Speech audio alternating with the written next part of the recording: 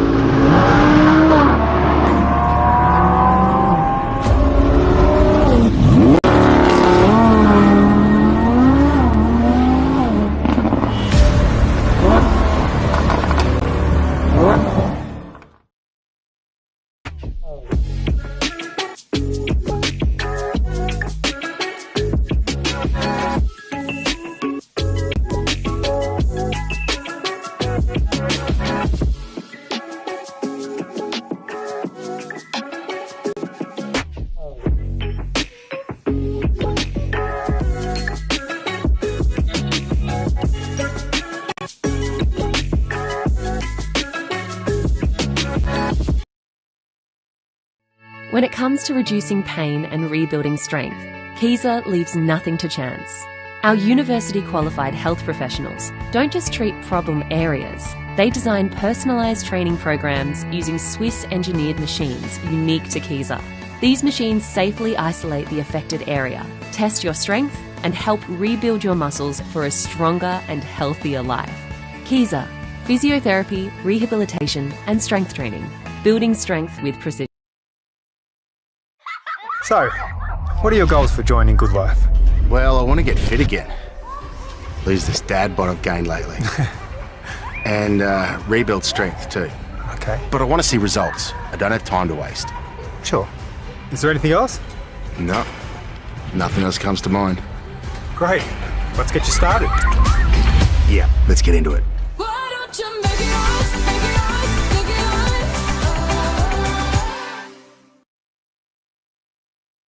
So, what are your goals for joining Good Life? I guess I'd like to get fitter and learn the best way to work out. I don't know. I want to be stronger, confident to do my thing. Okay, I hear you. Is there anything else? I don't think so. Great, let's get you started. Sure.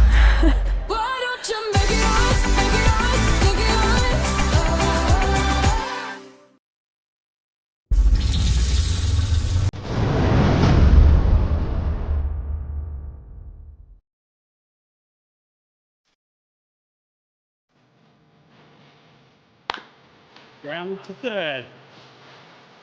Throw across to first. And that is it!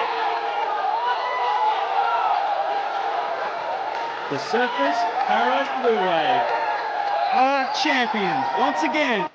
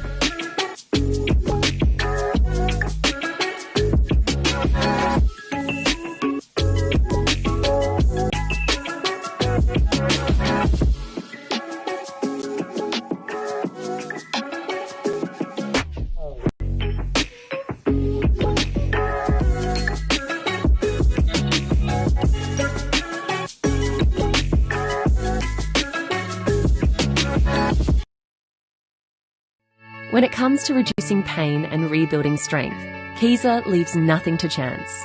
Our university-qualified health professionals don't just treat problem areas, They design personalised training programs using Swiss-engineered machines unique to Keyser. These machines safely isolate the affected area, test your strength, and help rebuild your muscles for a stronger and healthier life. Keyser, physiotherapy, rehabilitation, and strength training, building strength with precision. So, what are your goals for joining Good Life? Well, I want to get fit again. Lose this dad bod I've gained lately.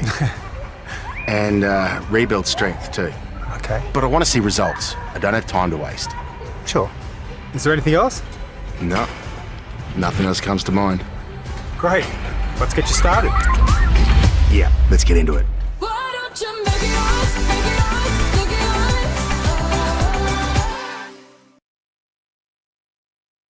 us? So, what are your goals for joining Good Life? I guess I'd like to get fitter and learn the best way to work out. I don't know. I want to be stronger, confident to do my thing. Okay, I hear you. Is there anything else? I don't think so. Great, let's get you started. Sure. Why don't you make it us, make it us, make it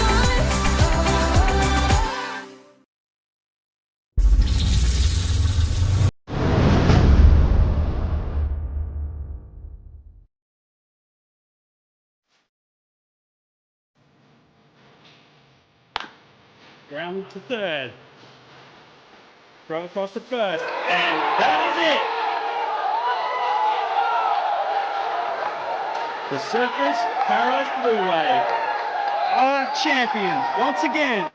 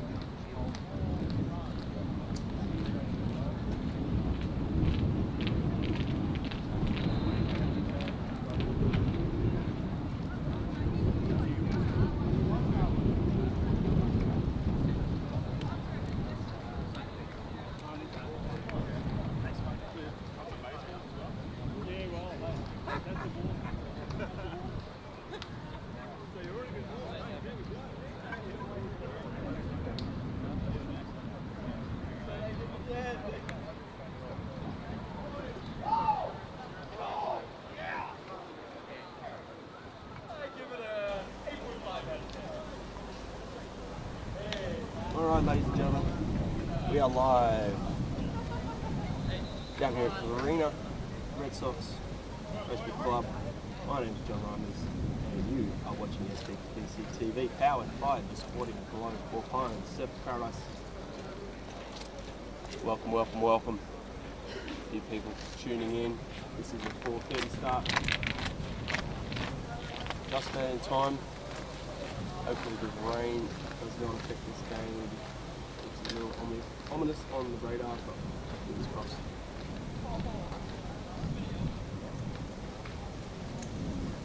So last, and could be the 5th straight series sweep. Currently on a 9-game win streak. Boys are absolutely rolling, prime form, and we'll continue that momentum this way. Just pulling up ball clubs, get some info on all the pitches, but alongside he's got faithful. To be back in the booth. Heck yeah. Looking forward to doing this one. First SPBC TV call of the year for me. Having had other obligations to this point, but I'm excited to be back in the booth. Looking forward to doing some games with you going forward. And you played just before this game. How'd you go? yeah, we played the Div 2 team actually. Well, I played Gold Coast and then came up to jump off the bench for these guys. And GBL Division 2 Surfers lost to Carina's side, 8-5. Big win for those for the Carina Div 2 team, as this is the first time in I think a little bit over 2 full calendar years that the Surfers Division 2 team has lost, and the last loss was here to Carina.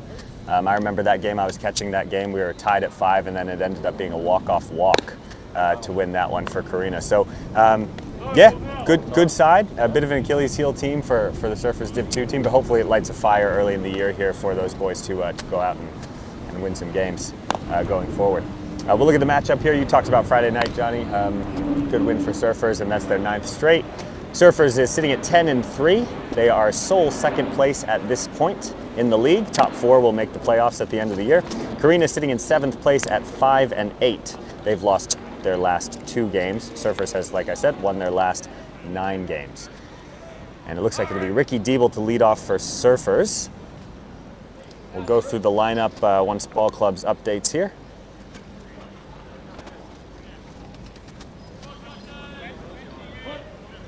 So a beautiful day for baseball. Looking forward to the first pitch of this one from Kake Oba. And the pitch is downstairs for ball 1. So walking through the Surfers lineup quickly, it's Ricky Diebel playing left field and leading off. Christian Dicochia, the shortstop, and the import from the U.S., hitting second. Jerry Lacayo hitting as Diebel grabs one foul. Jerry Lacayo playing third and hitting third. Harrison White hitting cleanup and playing right field. The young Lachlan Jones hitting 5th and DHing. John Hall Walsh at first base hitting 6th. Zach Smith, the young second baseman, hitting 7th. Jake Scott, the center fielder, hitting 8th. As the 1-1 is swung on and missed by Diebel, 1-2. And Wes Wilford will be doing the catching duties today and rounds out the order in the 9-hole. They will face Carina's Kake Oba. So we'll have a look at what he's done on the year in just a moment as we see the 1-2 coming. And Diebel hits on one hop to second. Nice play by the second baseman. And on to first for out number 1. That was Haru Amoya out there at second, making the play.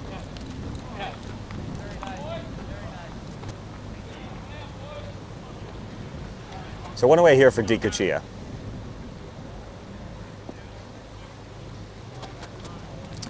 Oba so far this year, 13 1/3 innings, 1 win, 2 losses, 16 hits, 15 runs allowed, 11 earned, 10 strikeouts and 9 walks to the tune of a 7.43 ERA. As Dicochia takes the first pitch in there for strike 1.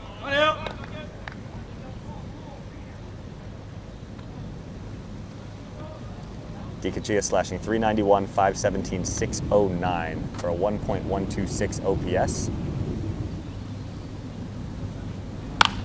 And swings and fouls one down out of play to the right.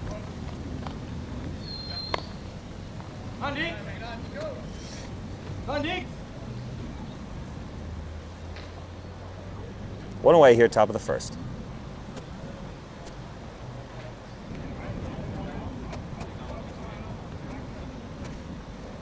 That .517 OBP, good for second in the league to this point, behind Kumra's Zach Calcieto. And swings and chops one down to third base. Long throw across, and the ball is thrown away. So Dicochia will reach safely on what will presumably be scored an E5. We'll see how they score it. But a good start for Dikachia to this season, as we said. Before that, at bat hitting .391, that was good for 4th in the league. On-base percentage 2nd in the league. And that OPS of 1.12, good for 4th in the league as well. And he's near the top of the leaderboard in a number of categories. As third baseman, Lakeo digs in, a stalwart of the Surfers Club and another of the U.S. imports. 1 out, 1 on here, top of the first. 0-0.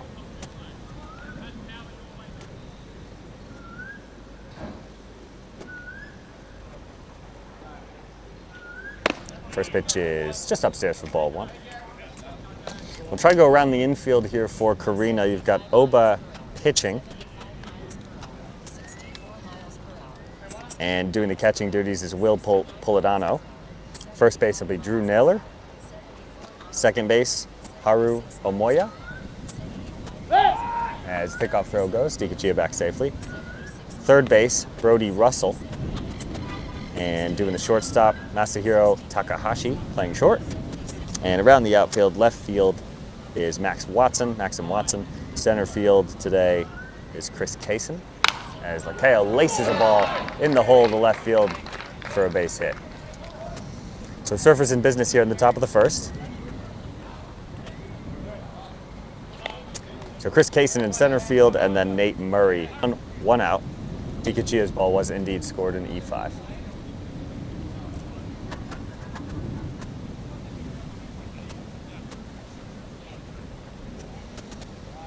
And the pitch is breaking ball in there for Harry White hitting 300 on the year, 396 OBP, and a 550 slugging coming in. And sees another breaking ball.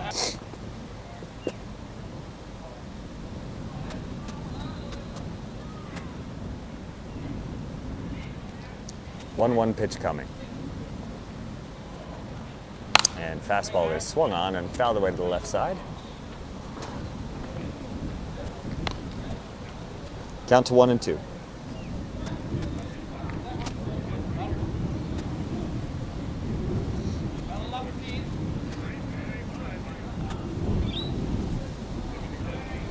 See what Oba goes with here. Went breaking ball to start the at-bat. Now he's ahead.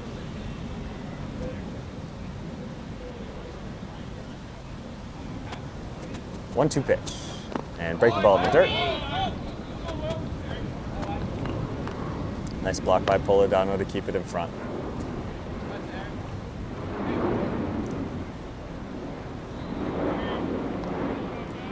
So the plane just flies overhead.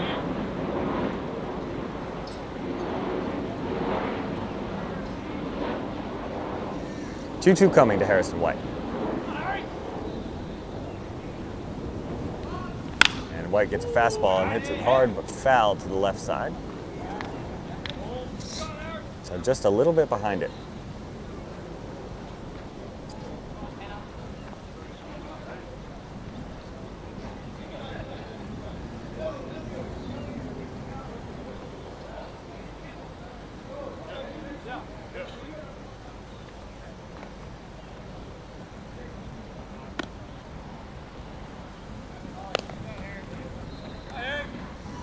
Dikachia away from second, Lakeo away from first. 1 out here in the top of the first. So good speed on the bases for Surfers.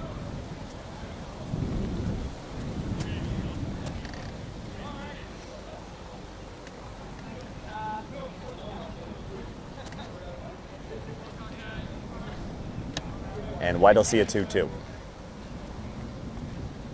Dikachia dancing around second base, pitch coming. And breaking ball, White does a nice job to foul it away.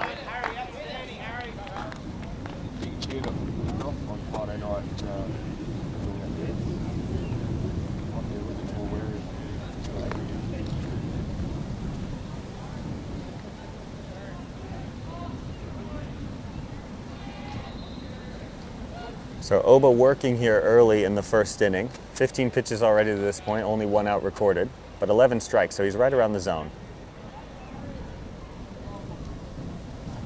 Another 2-2 to Harry White. And pitches down, goes to the backstop. So the runners will move up as Polidano unable to keep that one in front. So this will open up the options for Harry White. A lot of different ways to knock a run in. Interestingly, looks like the infield coming in here early in this game. Not something you see all the time, trying to cut down the run at home right off the bat. And Harry takes ball 4, and he'll go to first base, and now there's some early trouble with Lachlan Jones coming to the plate, and the base is full of surfers.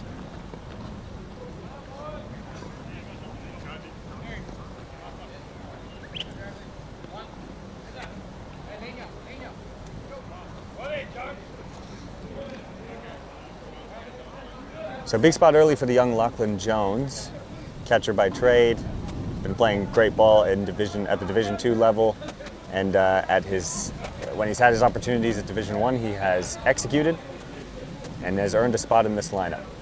As he will take one off the elbow, and that'll be an early run for Surfers. So a nice job by Lachlan Jones to wear a first pitch fastball, and DiCaccio will cross the plate. RBI hit by pitch for Jones, and Surfers leads 1-0 early.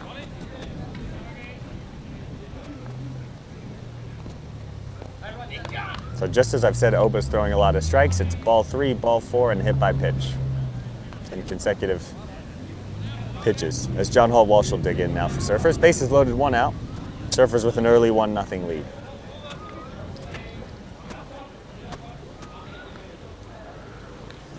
Pitch is a breaking ball, swung on, laced into left field for a base hit.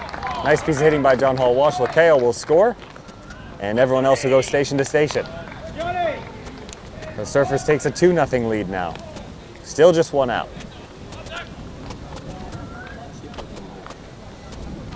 Good swing there. You love to see that from him when he's hitting the breaking balls to left field. He's a right center field guy typically. So if he's on the fastballs and thinking right center and mistimes a breaking ball and hits into left field for a single, that's the way to do it. As Zach Smith takes a ball down, second baseman. Bases loaded, 1 out now.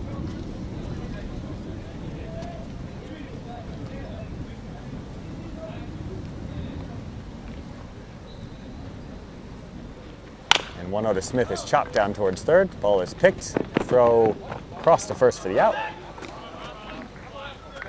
So 2 away, but Harry White will score the 3rd run for Surfers on the RBI ground out from Smith. Looks like Russell thought about coming home, changed his mind, went across for the easy out. And that brings Jake Scott to the plate.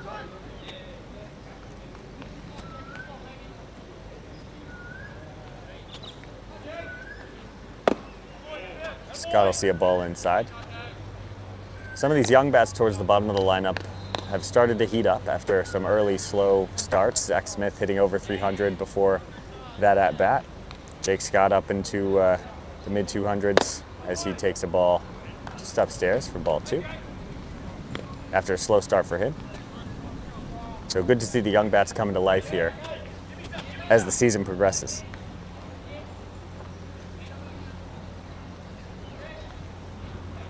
.2-0 pitch, big swing from Scott, fouls it straight back.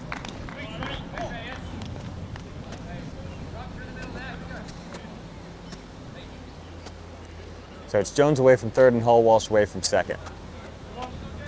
2 away here in the Surfers first.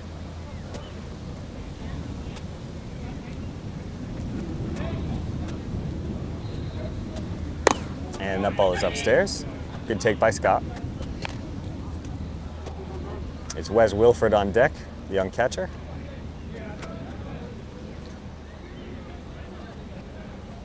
And he's hitting in the 9 hole, so if Scott were to reach, Surfers will bat around.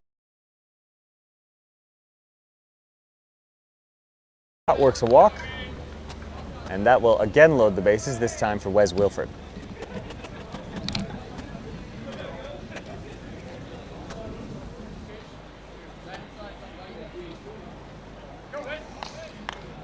So bases loaded, 2 outs here, 3-0 Surfers, and Wilford looking to add.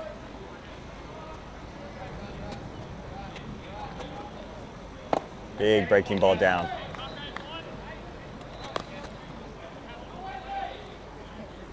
.1-0 pitch, fastball upstairs, and Oba has lost the zone here.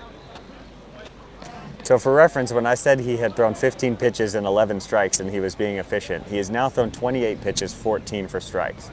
So since I said something, 13 pitches and 3 strikes. That is, yes, as Scott Cronin has so aptly pointed out. Commentator's curse as we get another ball up, and West now ahead 3-0 in the count.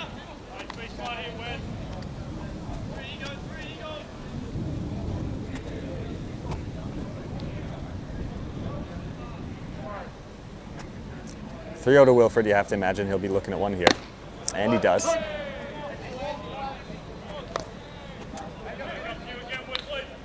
So 3-1 on the Surfers catcher. 3-0 lead here in the first, 2 away. Jones away from third, Hall Walsh from second, and Scott from first. 3-1, fastball driven into left center field, and down for a base hit. 1 run will score. And they're going to go station to station. Other than that, John Hall Walsh not quite with enough speed to get us. So Oba just looking for a way out of this. And Diebel looking to avoid going 0 for 2 in 1 inning as he started off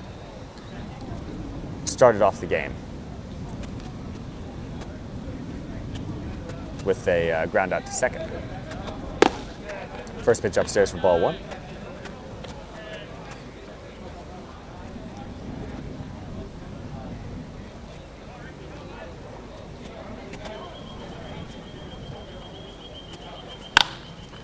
Pitch is skied to left.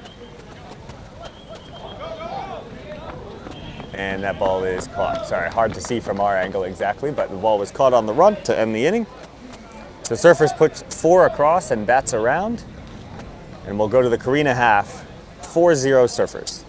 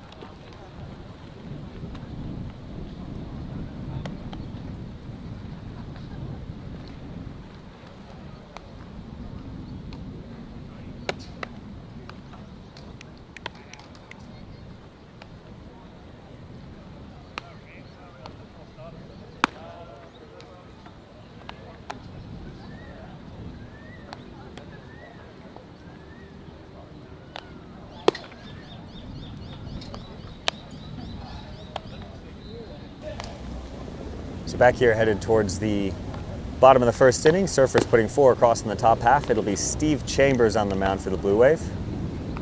Surfers stalwart, recently named club captain, longtime ABL pitcher, international experience, and just gets it done year in and year out. Steve Chambers' line so far this year, 24 1/3 innings, 1 win, no losses, 22 hits, 6 runs, 5 earned, 21 strikeouts, and only 4 walks to the tune of a 1.85 ERA.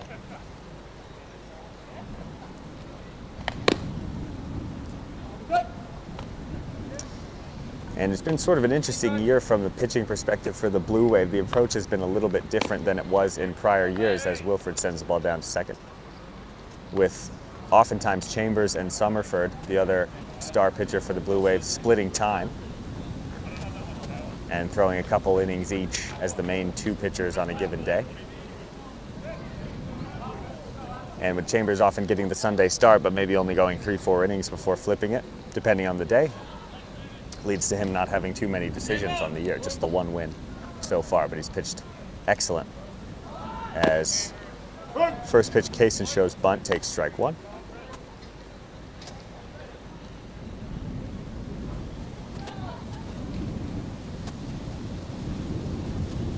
Pitch is grounded towards short.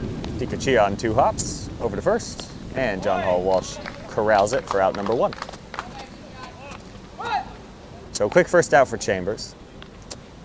And it'll be Oba to the plate now, the pitcher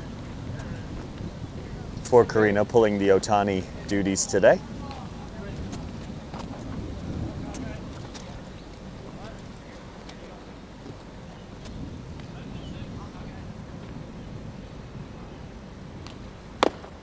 Oba swings through a pitch for strike one.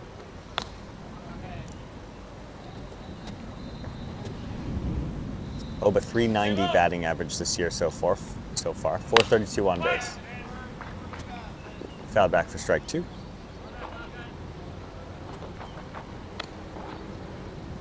Has homered once this year.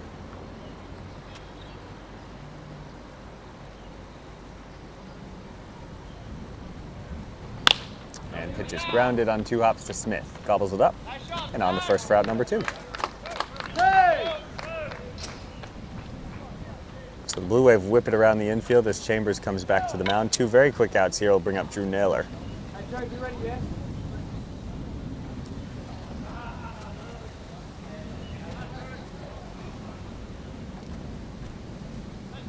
And Naylor, always a dangerous hitter, home run of his own this year.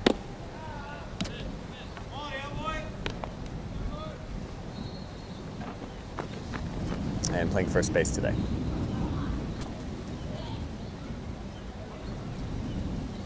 Chambers deals, and that ball's over the outside corner.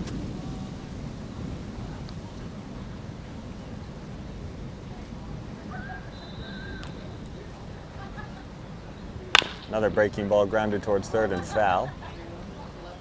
And Chambers ahead 1-2.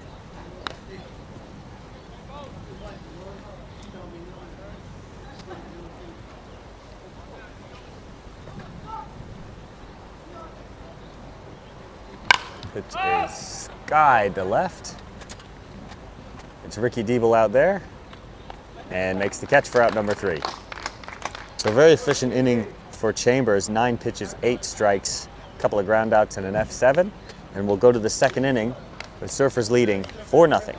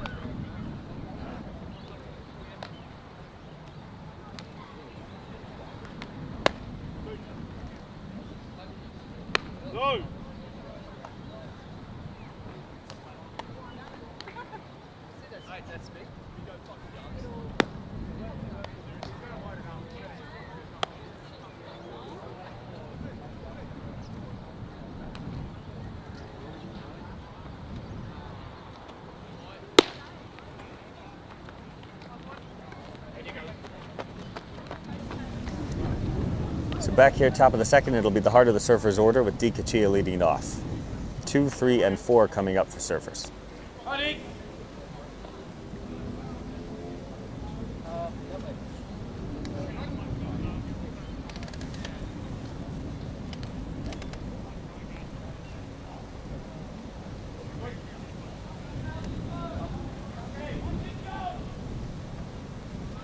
First pitch from Oba is upstairs, ball 1.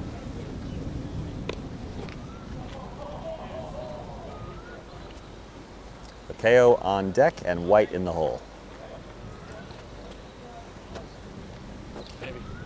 Pitch is lined up the middle, and that's going to be a single for DiCaccia to start the Surfers second.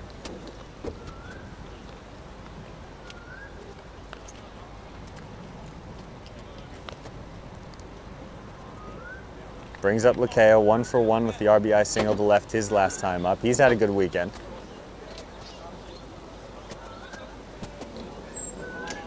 With a double and triple on Friday night, knocked in 3 runs, and now starting this game with a hard hit ball his last time. DiCaccia away from first, always a threat to run. And pitches way upstairs, ball 1.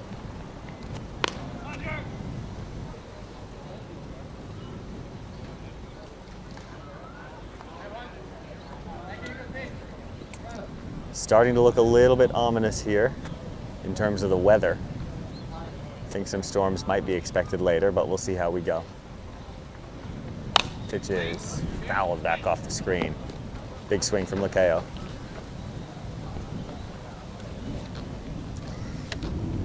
Nice to see Lakeo getting off his legs a little bit with some of the young catching talent coming up through the ranks for the Blue Wave, with Wes Wilford representing the Australian team as well as a catcher. You got Lachlan Jones, who's been playing out of his shoes the whole year across any level he's played, and allows Jerry to get over there to third, which for him would be a rest day, as DiCaccia takes off for second, and Polidano unable to handle the pitch, so DiCaccia goes in uncontested with the stolen base.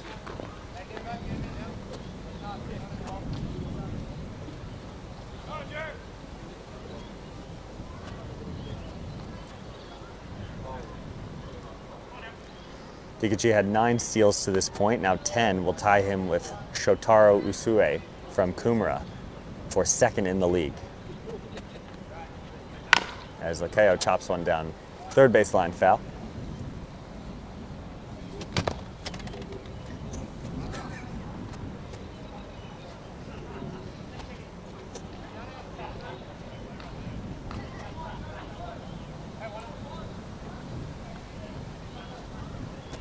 Two coming to the Surfers' third baseman. Runner on second, nobody out, 4-0 Surfers here in the second. And Oba steps off.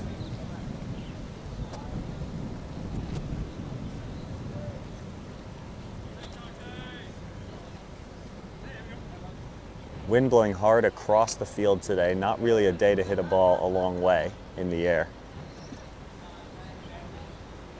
Sort of coming in from left. 2-2 to Lakeo, fouled back off the screen.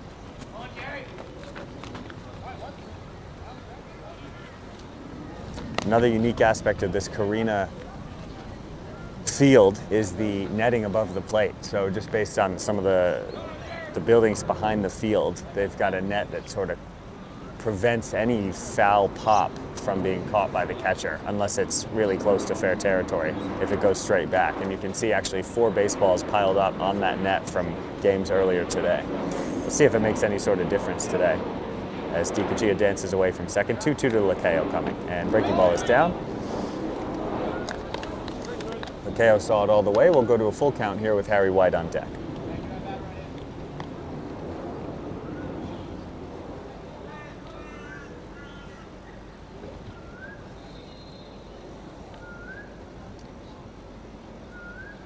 The 3-2.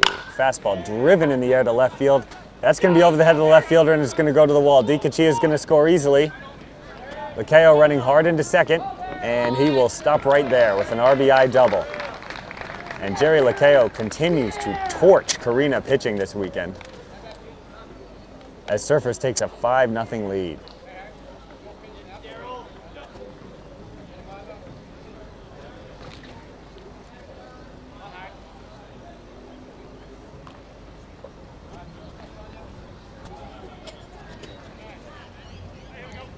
So now it's Harry White, walked his last time.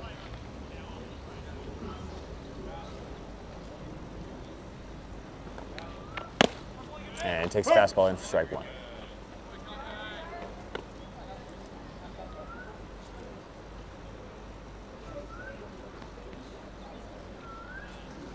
Looks like some early action in the Carina bullpen. Can't see the number just as yet,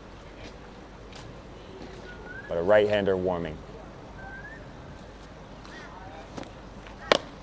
And White leans away from a curveball that almost comes back, but misses inside, and a count to 1-1.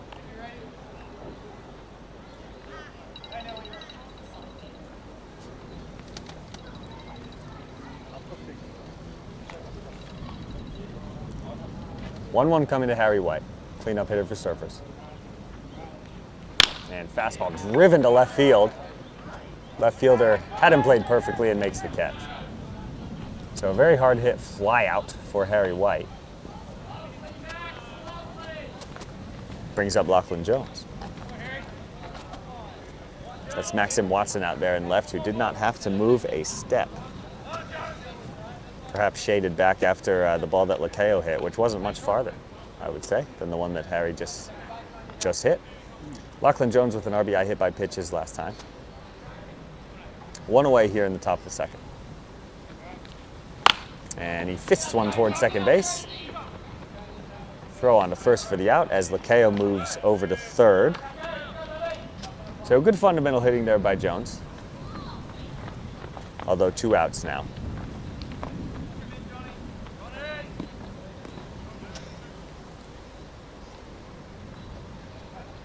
And it's John Hall Walsh. He had an RBI single to left his last time.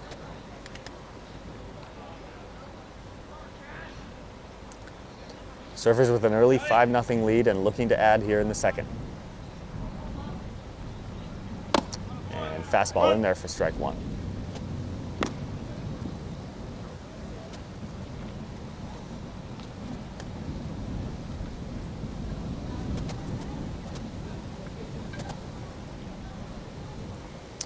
Oba comes set. And deals. Breaking ball in the dirt. Polidano keeps it in front. Lakeo watching closely on the throwback, looking for any opportunity to score. With 2 outs here in the second.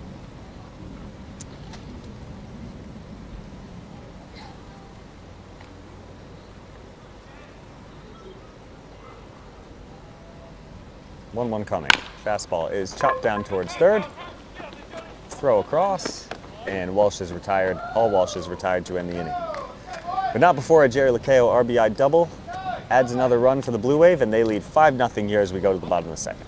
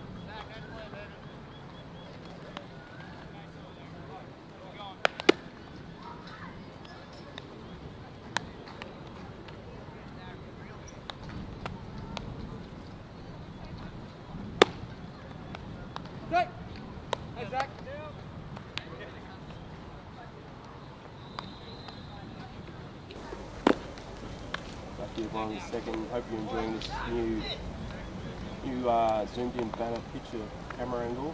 This is the second camera that I have, the same as the zoomed in picture shot there. That's the little handy cams that I've bought and integrated into the system just to get a bit more clearer picture. So, and I trialled it on Friday night, it didn't quite go as well. I needed to change a few settings, but it seems to be handling quite well, so getting that clearer image. As Brody Russell, the third baseman and cleanup hitter, fouls the ball away. A little bit windy here. Carina blowing the netting about, so the cameras jumping around a little bit. Having to adjust those on the fly when foul balls hit the netting. Big sweeping curveball from Chambers.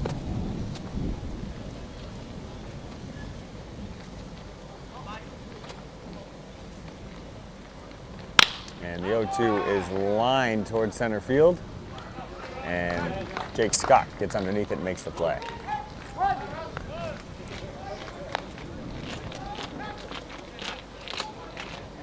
So forgive me, they must have made a change in the game changer. That's Russell Strilchuk out there at third,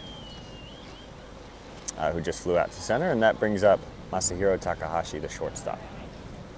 First pitch from Chambers, a breaking ball. Slider swung and a miss for strike 1.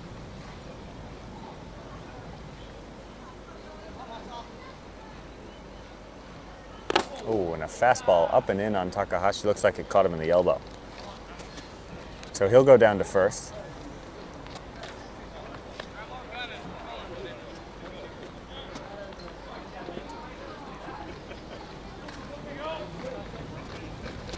Looks like he had the padding on the, had the Evo shield on, so no harm done.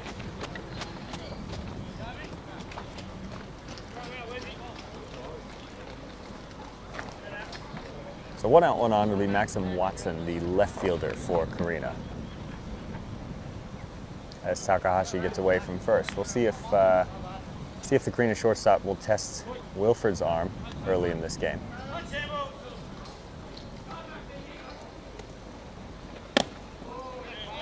Fastball upstairs for ball 1.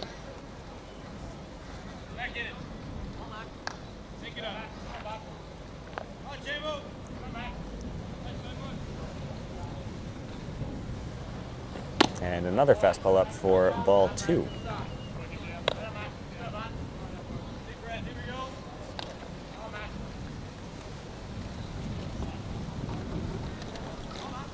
Two-oh pitch now coming to Watson with 1 out here, and he chops one down to first. John Hall Walsh makes the pick, throws on to Dikachia, and the ball is thrown away towards first. Takahashi will move all the way to third. It looks like Hall Walsh's throw pulled Dikachia off the bag, and then Dikachia was unable to get a return throw. So on a ball that could have been 2 outs, no outs are recorded, and Carina now in business with first and third and 1 out.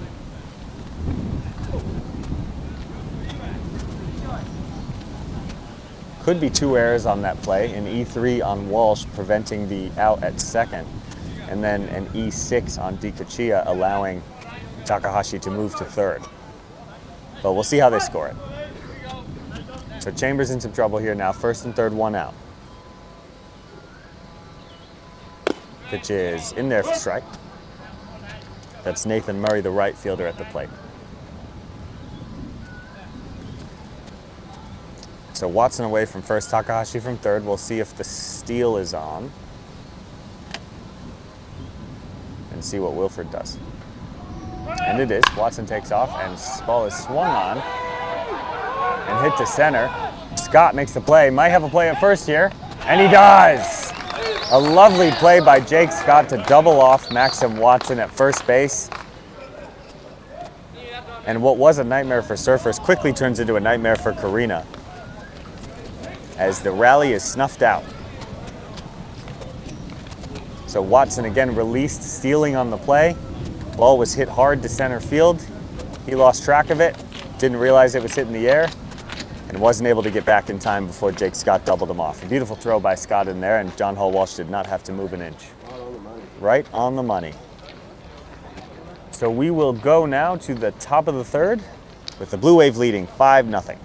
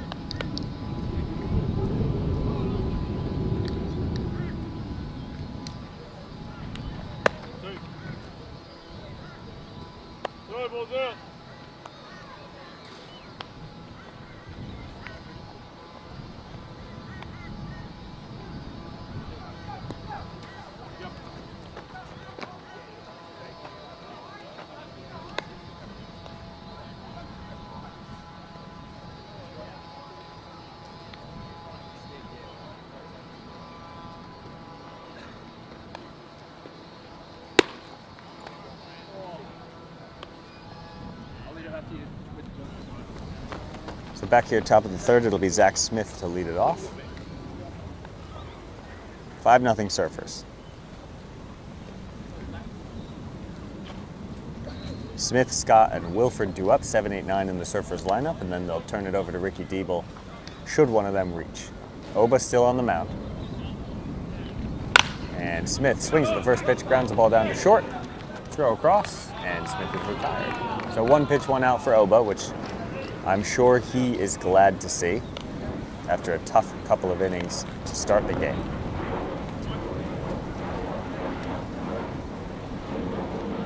And that'll bring up Jake Scott.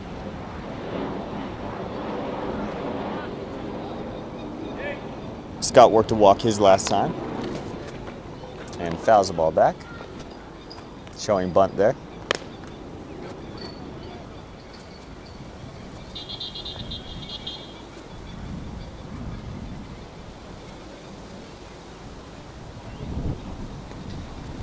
Oh, 1 coming. And skies a ball out of play to the right side.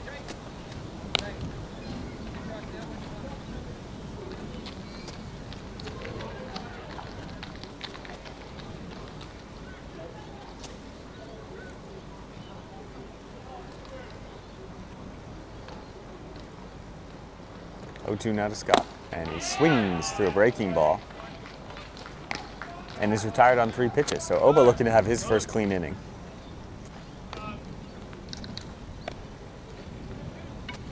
Which would be a welcome sight for the Red Sox as Wilford comes to the plate. Wilford with an RBI single his last time up.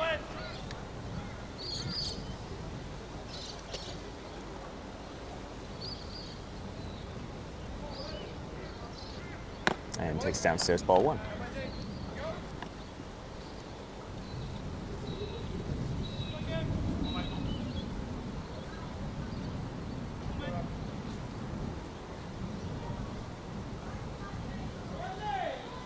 One 0 pitch to Wilford is in the dirt, ball 2.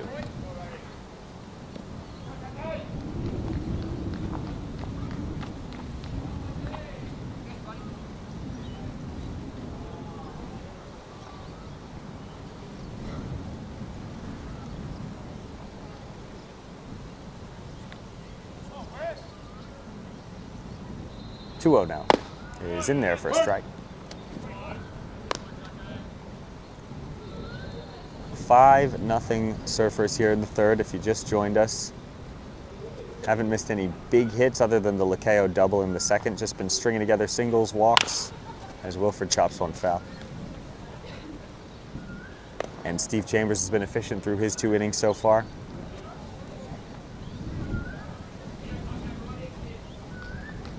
Most of the lineup already has had some contribution here.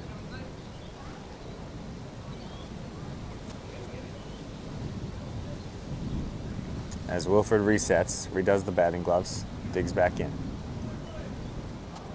You'll see a 2-2.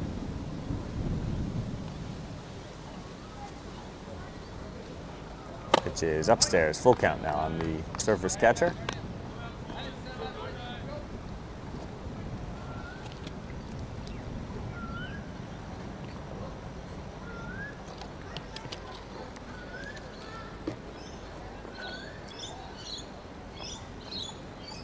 The 3-2 pitch is grounded foul. We'll do it again.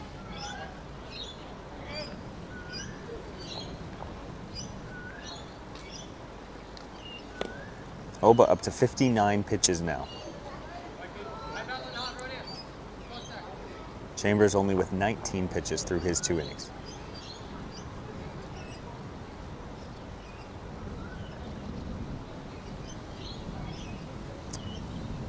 The 3-2 pitch is just downstairs for a ball. So Wilford will work a walk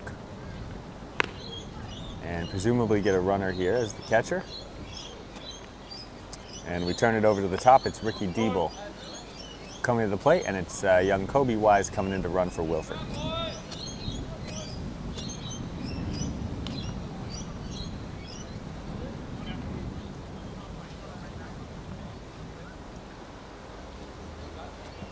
So 2 outs and a man on first here for Surfers in the third. 5-0 lead already. Diebel takes a strike just at the knees. At the plate here for the third time in 3 innings. 0 for 2 so far today, grounded to second, flew out to left.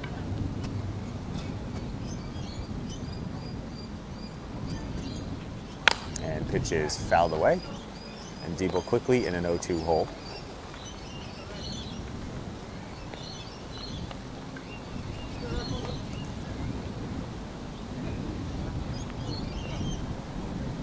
So Wise away from first as Oba gets ready for the 0-2 to Diebel. And big breaking ball, Diebel does well to foul it away, and he'll see another one.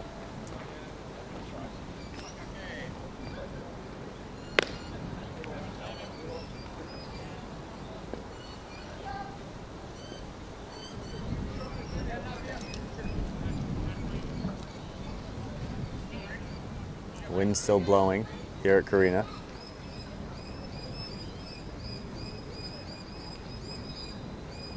Oh-2 pitch. Breaking ball upstairs. Never comes back down. 1-2 now on Ricky Diebel.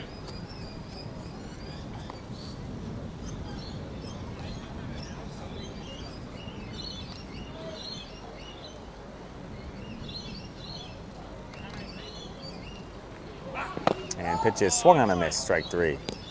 So Oba happy to see a 0 on the board for the first time here in 3 innings, and we will go to the bottom of the third.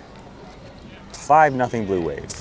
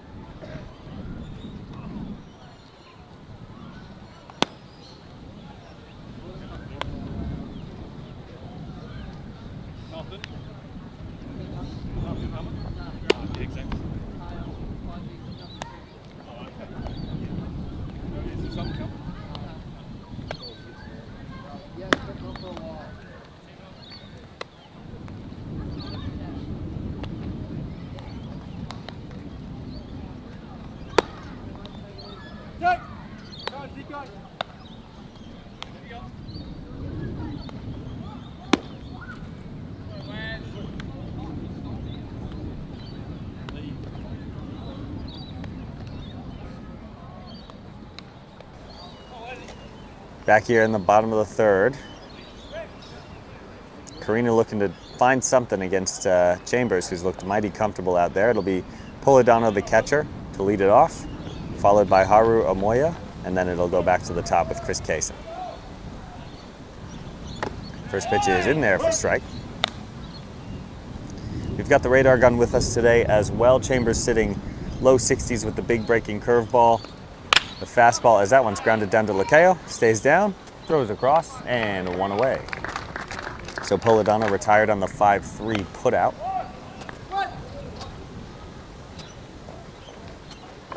Chambers sitting high 70s with the fastball, low 60s with the big curveball, and the slider sitting at about 69 to 71 today. See if we can get some numbers on Oba if he comes back out for the 4th. And the ball is fouled back right in front of us here in the booth-ish space. The open air booth. The open air booth. Really need to invest in a gazebo or something. Yeah, we may pay for that later. And fastball is in there for a strike. Really nice job by Wilford to make that look as nice as it did. 0-2 now. Big breaking curveball swung on and missed. That one 66 miles an hour from Chambers. And he continues to cruise here in the third. We'll go back to the top, and Chris Kaysen will come to the plate. He's 0 for 1 today.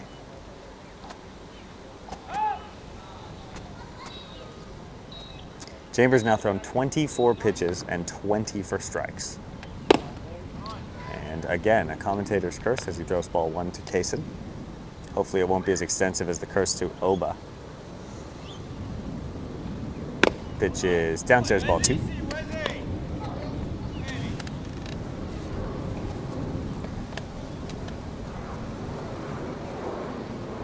Two-0 coming now from Chambers. And pitch is in there for a strike.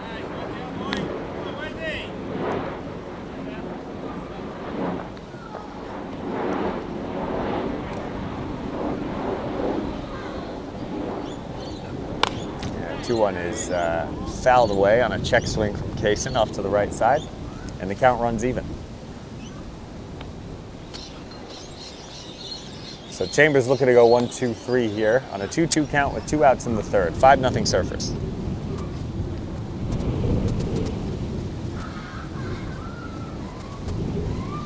Big breaking curveball, skied out towards right field. Harry White settles underneath it and makes the catch for out number 3. So Chambers threw 3 scoreless, and we'll go to the 4th. Surfers leading 5-0.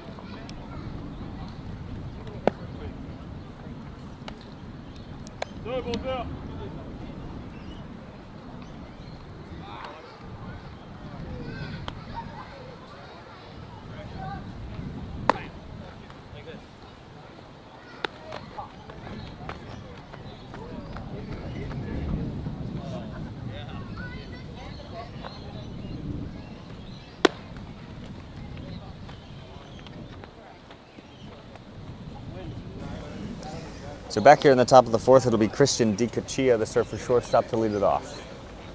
Singled up the middle his last time. And he's 1 for 2 today. Reached on an error in the first. He scored 2 runs.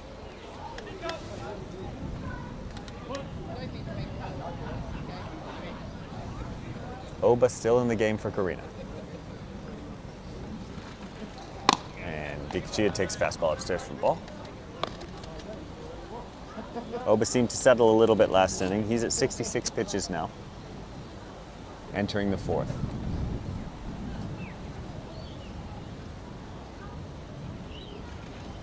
The 1-0 is whacked right towards short, and the shortstop makes a nice lunging catch going towards the middle there. That was Masahiro Takahashi to retire DiCaccia.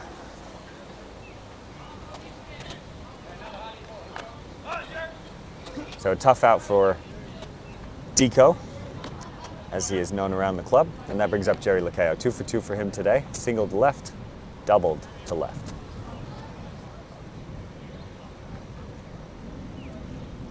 And he shows bunt, pops one in the air, and Polidano unable to get there. So an interesting idea from the Surfers third baseman, looking over to where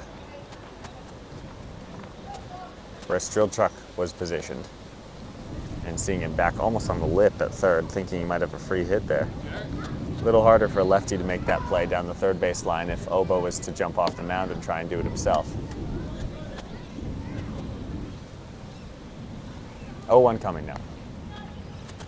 And big breaking ball in there for strike 2 on the outside edge. So Lakeo in a quick 0-2 hole.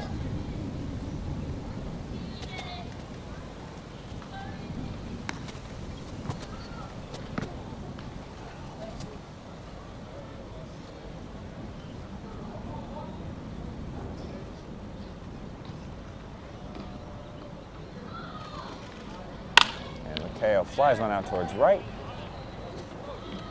And an easy put away there for the right fielder Murray. So Lakeo retired on the F9, brings up Harry White. 2 quick outs here for Oba, who seems to have settled after his first 2 shaky innings.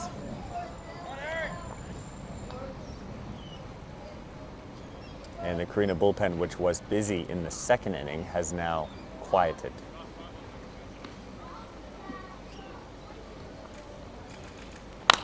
And a fastball from Oba is fouled away by Harrison White. That one's 74 miles an hour.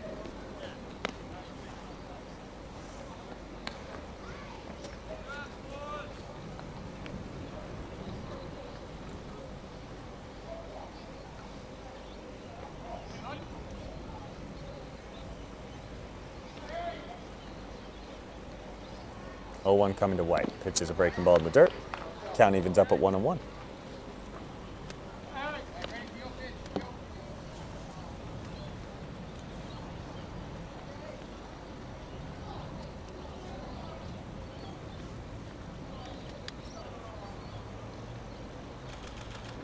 And Oba deals a fastball downstairs.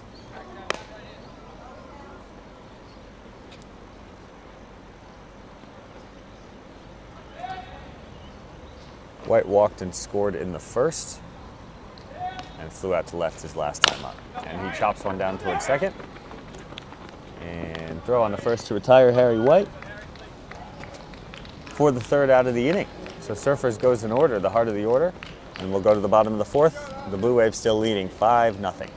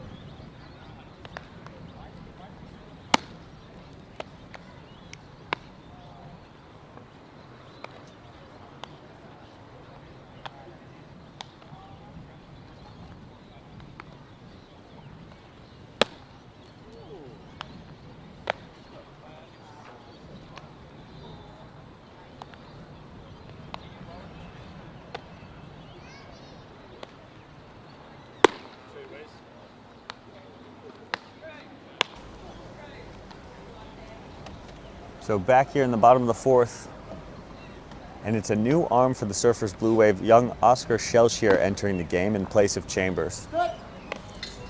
We'll have a look at Chambers' final line, as well as Shelshear's season stats. So Chambers' day is done at 3 innings, no hits, no runs, no earned, no walks, and just 1 strikeout, 29 pitches and 23 strikes. So an extraordinarily efficient 3 innings for Chambers. Have to hope that he's feeling okay, and that maybe just some residual arm soreness preventing him from going further in this one, because there was no indication in terms of the game situations that he needed to exit. With that said, Shelshear toes the rubber, and he'll face 2, 3, and 4 for Carina here in the fourth. Oba to lead it off. And first pitch is fouled away, 81 miles an hour on that fastball from Shelshier, so the velocity a little bit higher from him.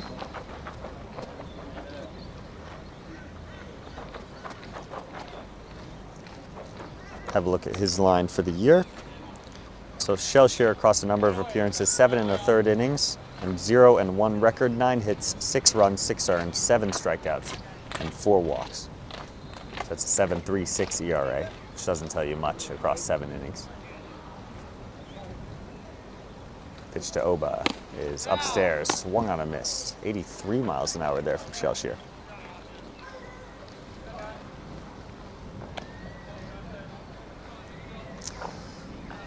And the count goes to 0-2.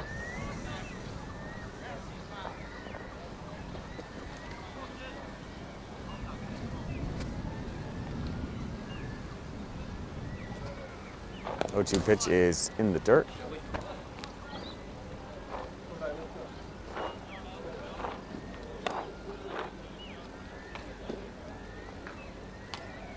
So 1-2 now on the Carina's starting pitcher.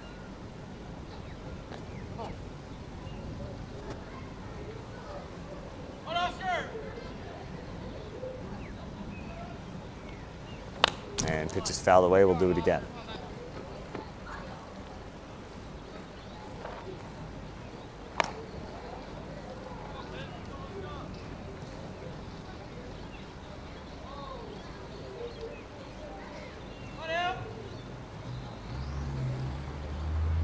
All fastballs so far from Shelshier.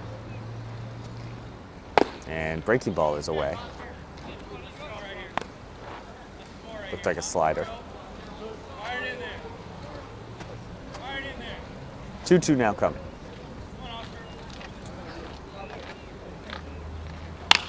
And pitch is grounded towards short. Dikachia gobbles it up. And across the diamond to Hall Walsh, who is unable to make the catch. So Oba will reach on what might be scored an E3. Don't think that throw hit the dirt. And we'll see if that gives Carina a little life as the 3-hitter Drew Naylor comes to the plate.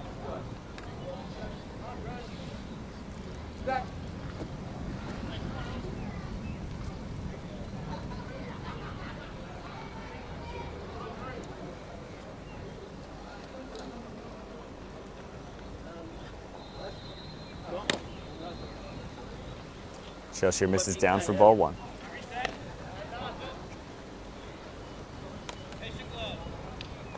Naylor waiting to get the signs. Not a guy you'd expect to be bunting, but could be looking for a steal here from Oba at some stage. As the darkness starts to descend on the field here, we've got the lights on already. Pitch is muffed by Wilfred, and it'll go. Oba will go down to second base on what will be likely a pass ball. Possible cross up there. And so the Surfers defense here showing some cracks in the 4th. And Carina looking to chip away at that 5-0 lead.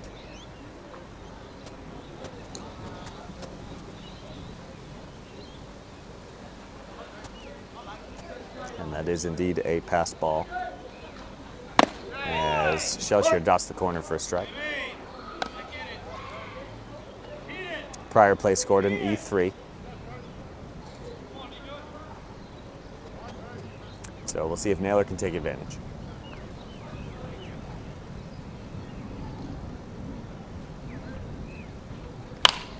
is flied towards very shallow right. Stays on the infield. Hall Walsh settles underneath it and makes the catch. So big out there for Shelshier, keeps the runner at second with 1 out. And it'll be the third baseman, Strilchuk, at the plate. He's 0 for 1 today.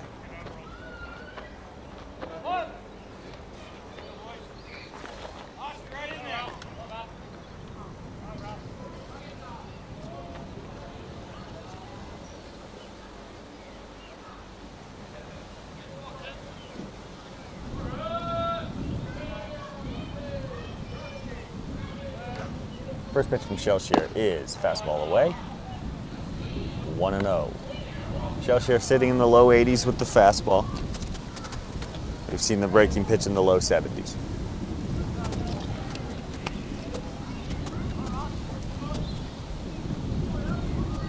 And fastball down and in. Nice play by Wilford there. Good athletic play, reaching across his body to keep it in front. Shellshare making him work a little bit here.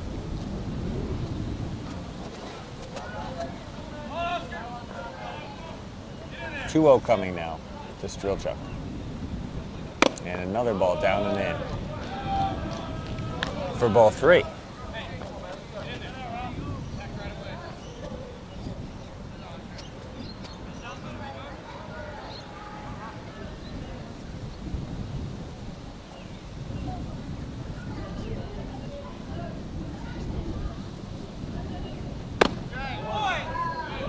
Pitch misses inside, and Strelchuk takes a 4-pitch walk.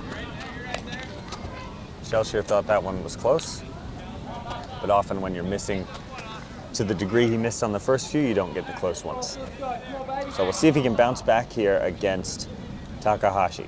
Takahashi 0 for 1. Runners at first and second now for the Red Sox, 1 away here in the bottom of the 4th. Surfers still leading 5-0. And pitch is swung on and missed. That one up to 84 from Shellshare. See if he finds a little extra here to get himself out of the jam.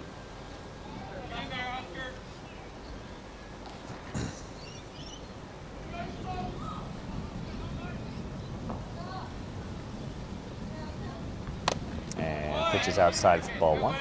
Nice play by Wilford again.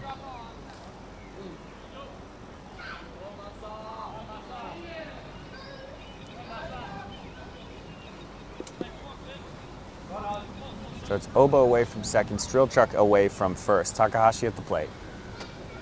1-1 pitch coming. And fastball grounded toward short, could be 2. DiCuccia, and the ball goes right through the legs. Scott picks it up, and no play at home plate. Oba will come across to score. And that'll be an unfortunate E6 for DiCuccia and a subsequent run for Carina. The Bluewave now leading 5-1.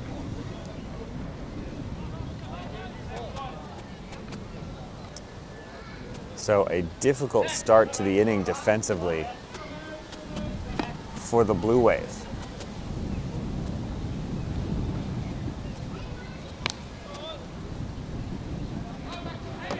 After the error on the DiCuccia throw across to start the inning, the pass ball allowing the runner to move up, although the walk would have done that anyway, and then another error, this time in E6, allows the run to score. Maxim Watson now at the plate. And Shellshare just misses there for ball 1. Some life in the Carina dugout now. You can hear some noise over there.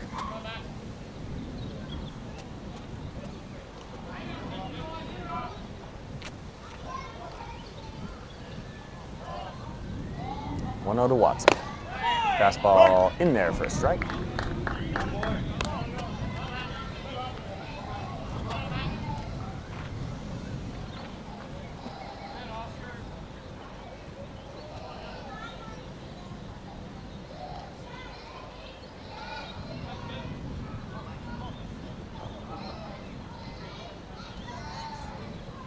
One is swung on and fouled back by Watson. Big swing there.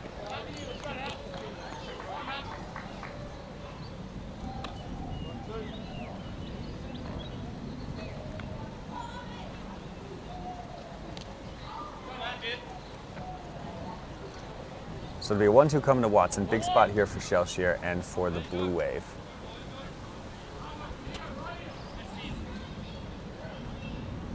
Pitch is breaking ball up and away. Count runs even.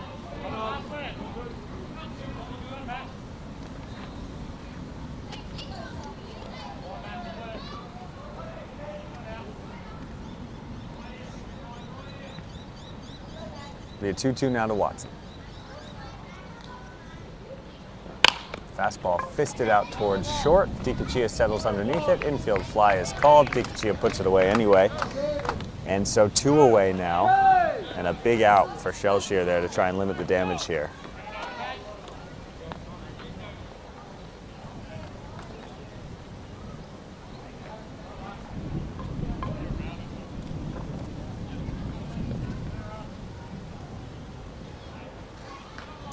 So it'll be Nathan Murray, the right fielder, looking to bring home another run for Carina.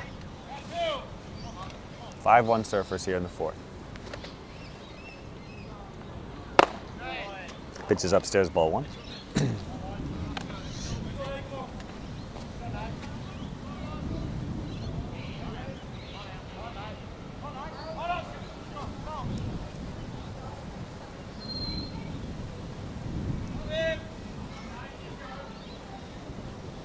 One 1-0 pitch coming now to Murray. Murray, minimal experience at this level, at least this year. Just looking quickly at his numbers, we've got him at 2 for 11 on the year, with 6 strikeouts. So we'll see if Shelshier is able to force him to put a ball in play. And swung on and fouled back. Wilford makes the catch off the screen.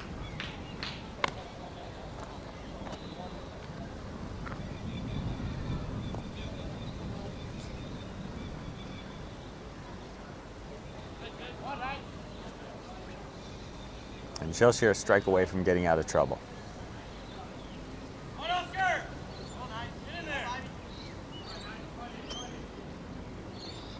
Pitch is fouled straight up. And this is what we were talking about with that net. Straight up off the net and straight back down to Wilford. That's a ball that at a different field might come down into his glove. Back in.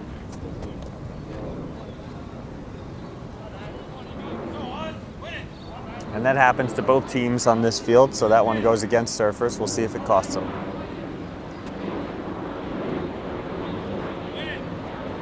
One-two coming now to Murray.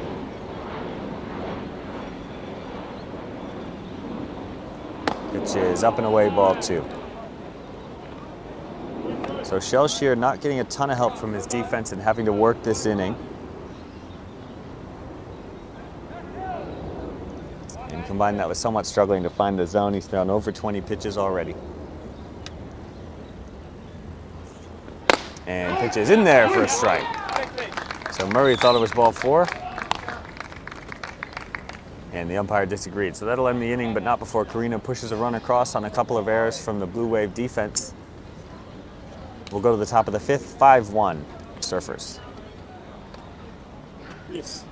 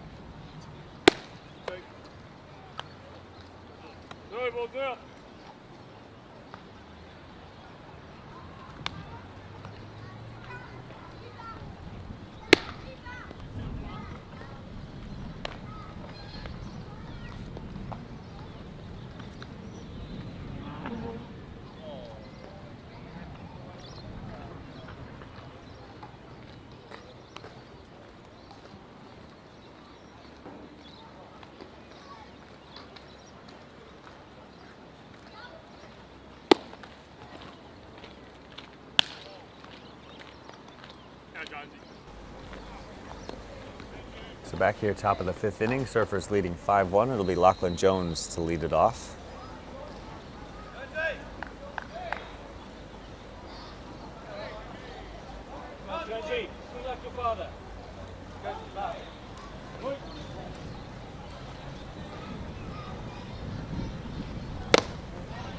Jones takes upstairs for ball. He was 0 for 1 today, had an RBI hit by pitch in the first, and grounded to second his last time.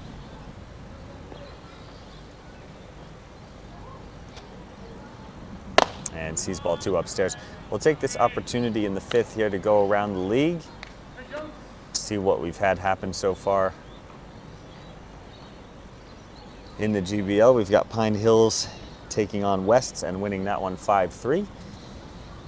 The Coomer Cubs knocked off the Red Cliff Padres 5-4 in what would be considered a bit of an upset there, based on record at least, as Jones sees the ball upstairs.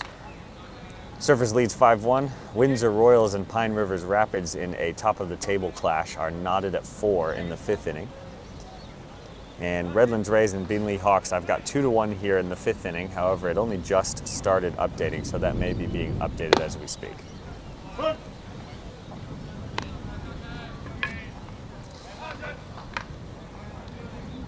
And you can imagine the Blue Wave will keep a keen eye on the standings here. It's quite tight between the top few teams.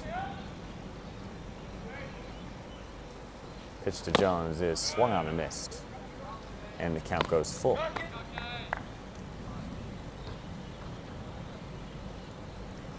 So Jones will see a 3-2.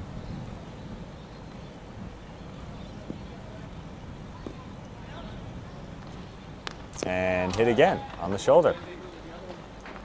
So Jones does crowd the plate to some degree and not afraid to wear one. Gets his second hit by pitch of the day, and that'll bring up John Hall-Walsh.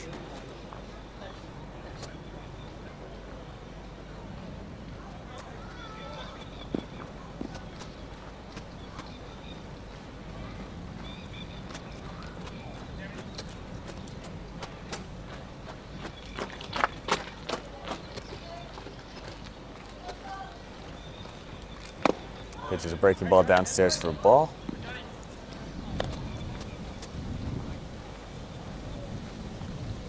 And action again now in the Carina bullpen. You have to imagine that Oba's getting close to his pitch count here. He's at 81 on the night.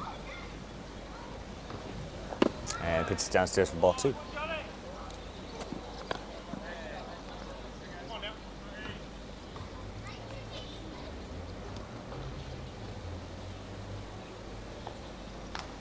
Jones away from first, Hall-Walsh at the plate, and looking at a 2-0, which is a breaking ball fouled away.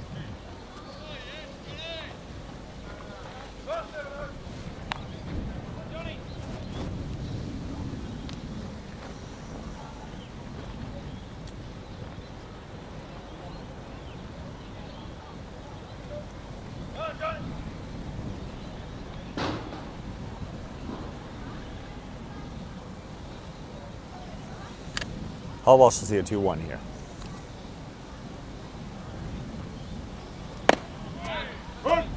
Fastball right on the edge, runs the count even.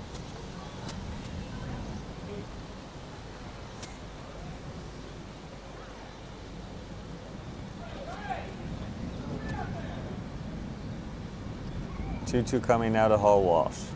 Pitches a fastball, flared into center field, and down for a base hit. So nice piece of hitting by the Surfers' first baseman. Take what he was given and flip it into center field. Good 2-strike approach.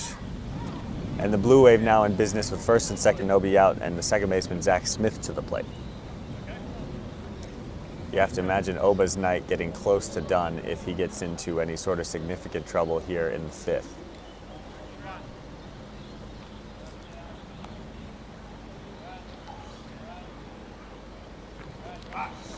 So Hall-Walsh now 2 for 3. Zach Smith unable to get the bunt down there and goes around for strike 1. He's 0 for 2 tonight. Had an RBI ground out in that 4-run first.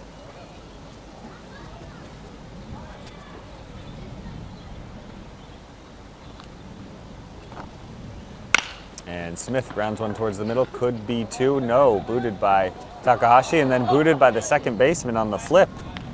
So everybody's safe there. Presumably an E4. as there was still time to retire Hall Walsh. But Omoya unable to make the catch at second. So Smith will reach on the fielder's choice. Hall Walsh not retired because of the error. And bases are loaded now for Jake Scott. And he looks at a first pitch breaking ball below the zone. And the action in the Carina bullpen intensifies. Pitch the fastball just on the outside edge. Count goes to 1-1.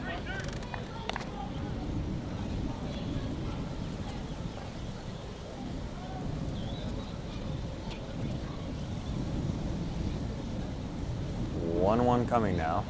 Pitch is swung on and blasted to left.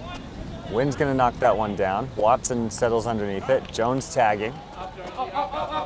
And he'll score easily. So nice job by Jake Scott, doing his job, knocking in the run. And Surfers now lead 6-1.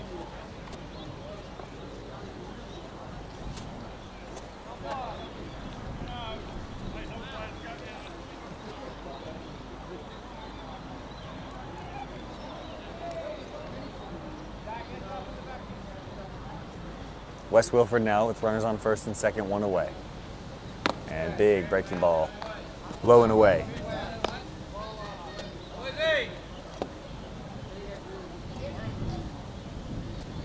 So he'll see a 1-0 now. Wilford's had a good day, 1 for 1.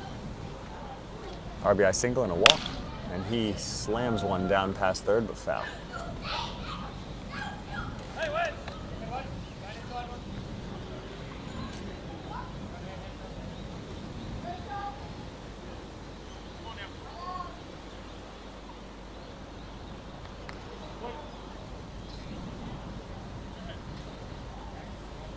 One now coming. And that pitch is skied, third base side, and out of play.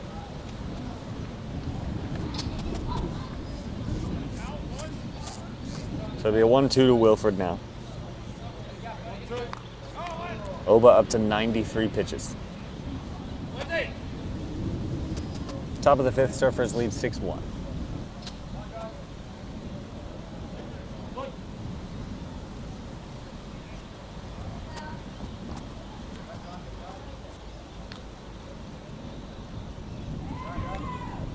And fastball well upstairs. So that'll run the count even.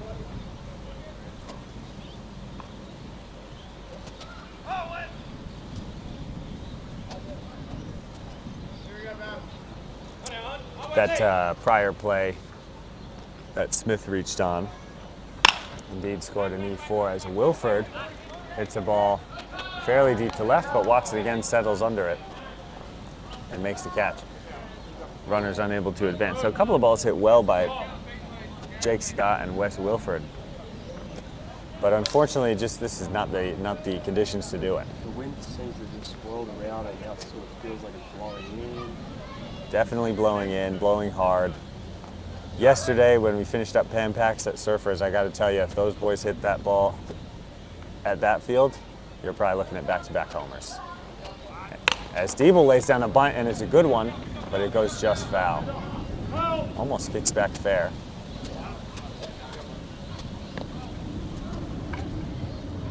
But Strelchuk able to pick it up. Yeah, this same sort of wind was going the other way yesterday, and we saw a homer fest in the 35-plus grand final for Pan Packed.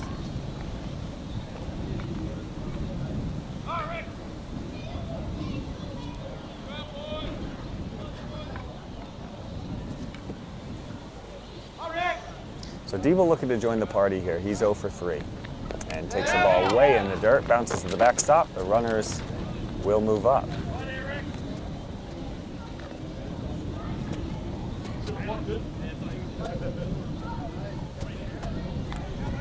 That bounced at about 50 feet. You have to think with the heart of the surface order here, Diebel might be Oba's last batter, regardless of what happens here with 2 outs in the 5th. And lays down a bunt, and this one stays fair. Oba able to make the play, turn and fire, and throws out Ricky Diebel by a step. So a really athletic play there by the Carina pitcher to prevent any further trouble, but not before Surfers gets another run across. And we'll go to the bottom of the 5th. 6-1.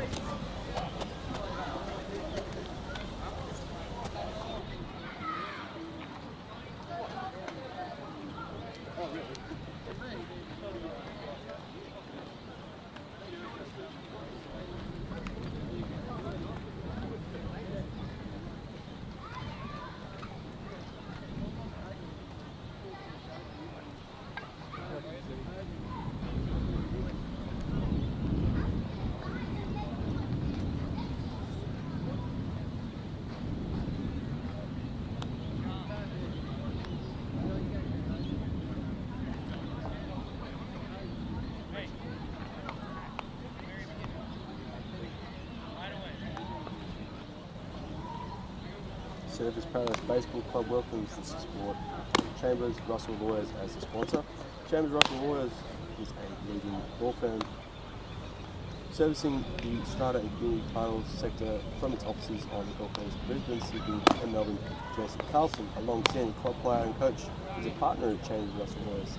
If you are on a body corporate committee or own a block in a department or townhouse complex, Jason and the rest of the team, Chambers Russell Lawyers, can help you with any legal issue that arises from your home, investment or community. The firm also owns Southside Legal, a compensation law firm that assists with claims arising from motor vehicle and road accidents, workplace injuries, public and private liability, institutional and historical abuse, and professional and medical negligence.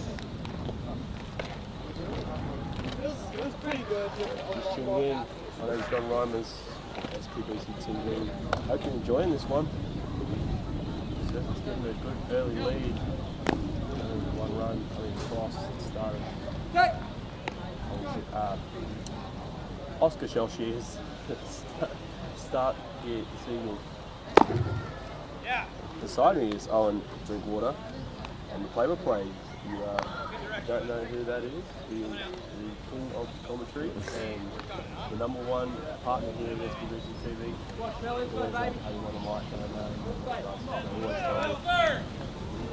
Good to be back, like I said. Haven't been with you since the final last year. That was a good series, that one. Good memories. First pitch from Shellshear in for a strike. That's Polidano to lead it off for Carina here in the bottom of the 5th. 6-1 Surfers.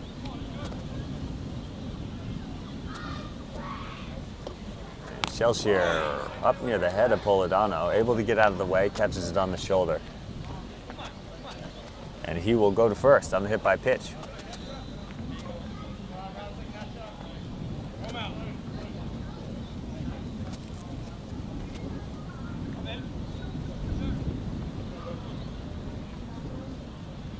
So courtesy runner coming in for the catcher. See if we can figure out who that is here. Scrolling through the stats. Oh, it's Josh Paolo coming in, number 10.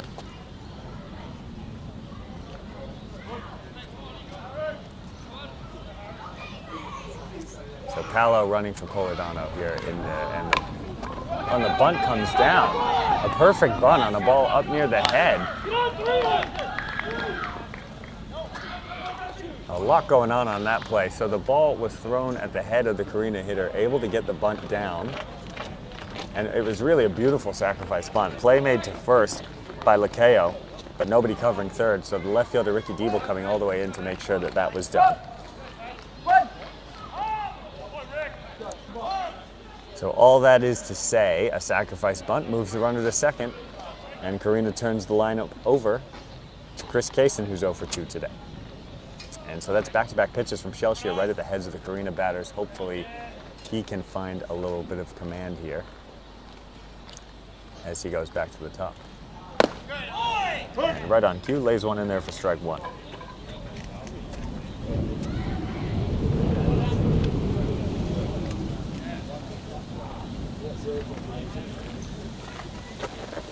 Kaysen digs in, 0-1 coming from Shellshear now. As Paolo leads away from second.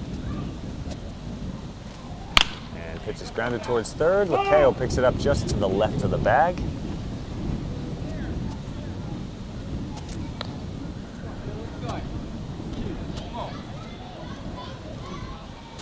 And so 0-2 now on Kaysen.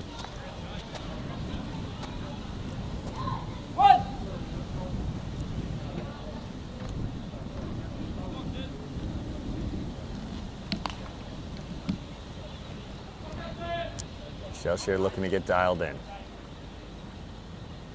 Long look in, and Kaysen calls time. Shelshear and Wilfred trying to get on the same page.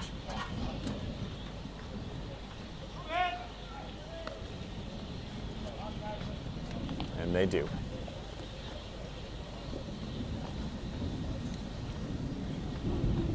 O2 coming. Pitches a breaking ball just off the edge. And the count goes to 1-2.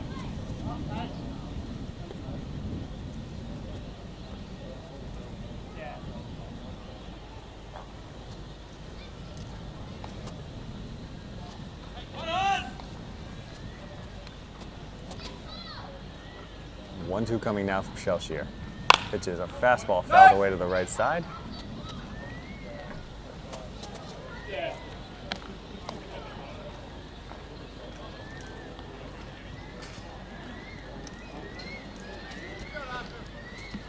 So Kaysen battling here with Oba on deck. Unclear if Oba coming back out for another inning or if he'll just remain in the game as the DH.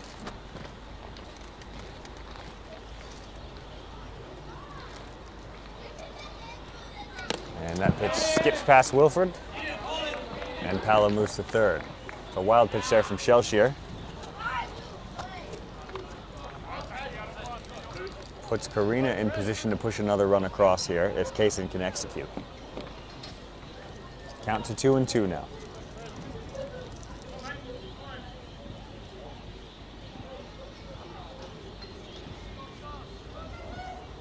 See if Shelshear can settle himself. Some early action in the Surfers bullpen. Unclear who's warming over there. We don't have a good angle from our booth. But just some stretching going from some of the later inning relievers. And fastball is grounded down towards first. John Hall Walsh going to take it to the bag, but Paolo's going to score. So Kaysen does his job with the RBI ground out, and Carina pushes another run across to go to 6-2.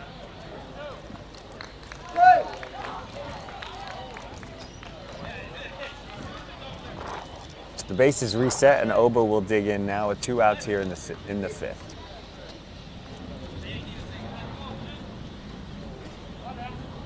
Oba 0 for 2. And swings the first pitch, fouls it straight back.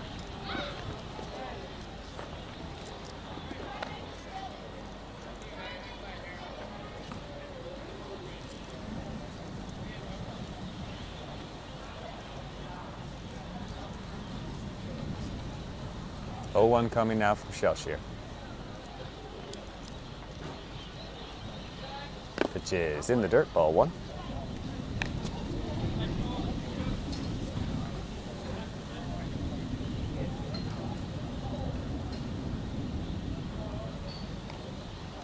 One now. And Oba swings and skies one into shallow center field. Looks like Jake Scott got a late break on it and was able to put it away.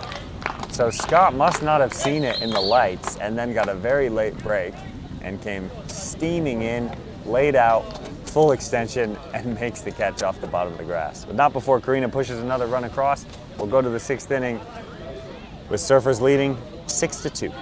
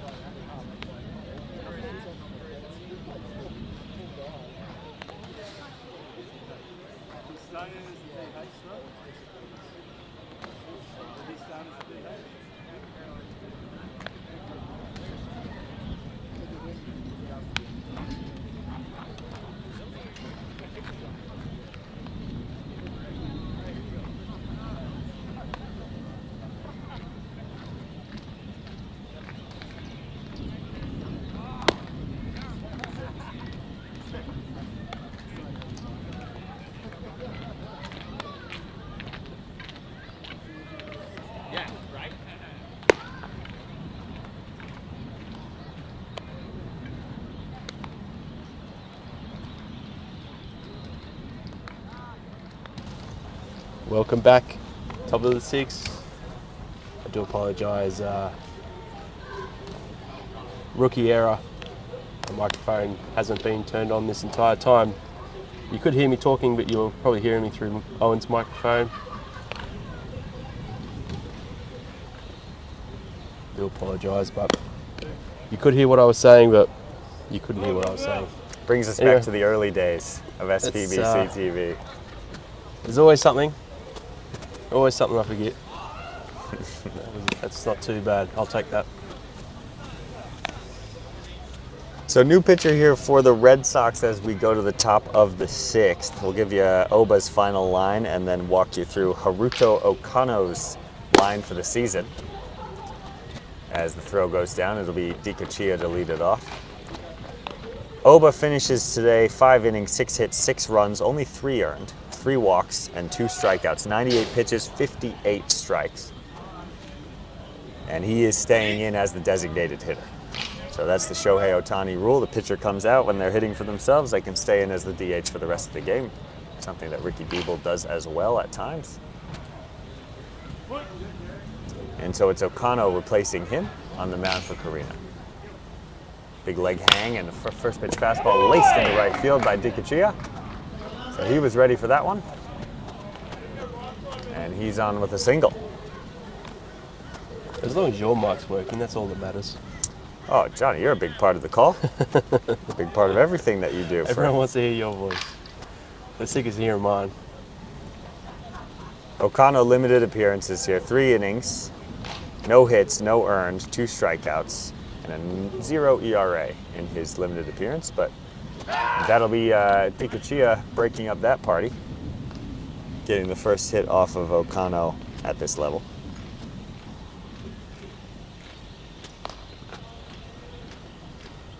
And Dikachiya's had a good day. You have to give him credit.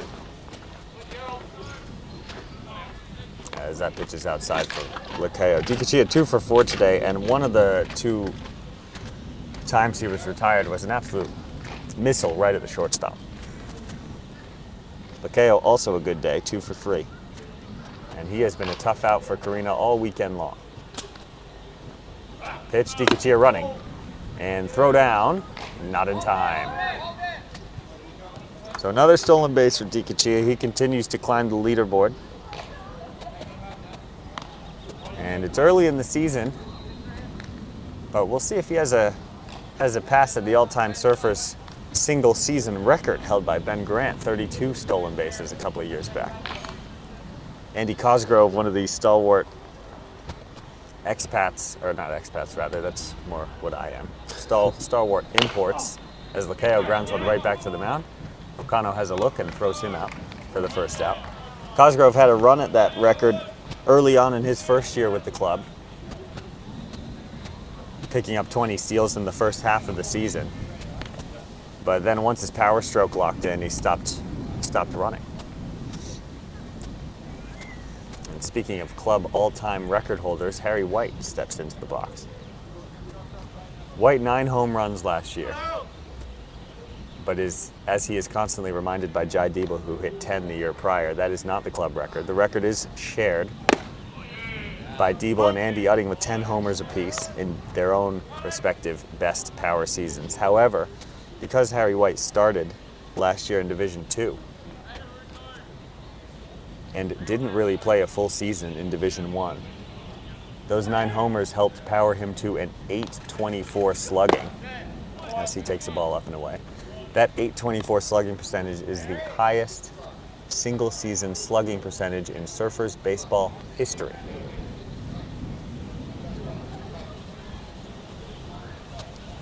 At the Division I level. 1-1 pitch is chopped on the ground towards second. White running hard, but he's thrown out by a step. So nice play there by Carina's second baseman as Dikachiya advances to third. That's Omoya out there. And I have to say, John, I'm laughing watching some of Harry's at-bats today because I was having a conversation earlier today about how Harry White never rolls over. I couldn't remember the last time that Harry White hit a ball on the ground outside of hard line drives that one hop past first base. That's it. And twice today, he's hit a 3-hopper to second. So sorry, Harry, if I've jinxed you inadvertently earlier today. We need to First be pitch to jinxing in Jones the downstairs. right direction. Exactly. Like, I haven't seen Jones hit a home run in a I long was going to time. say, I'll say, haven't seen him hit one in the gap. Oh. Fastball right past Jones there. Count to 1-1. Jones been beat up today, even though he hasn't been catching in this game. A couple of hit by pitches and a ground out to second. 1-1 coming now. Pitch is skied to shallow center. And Kaysen makes the call in the catch. So leadoff single from Tikachia, but nothing else doing for Surfers. And the score remains 6-2 Blue Wave as we go to the bottom of the 6th.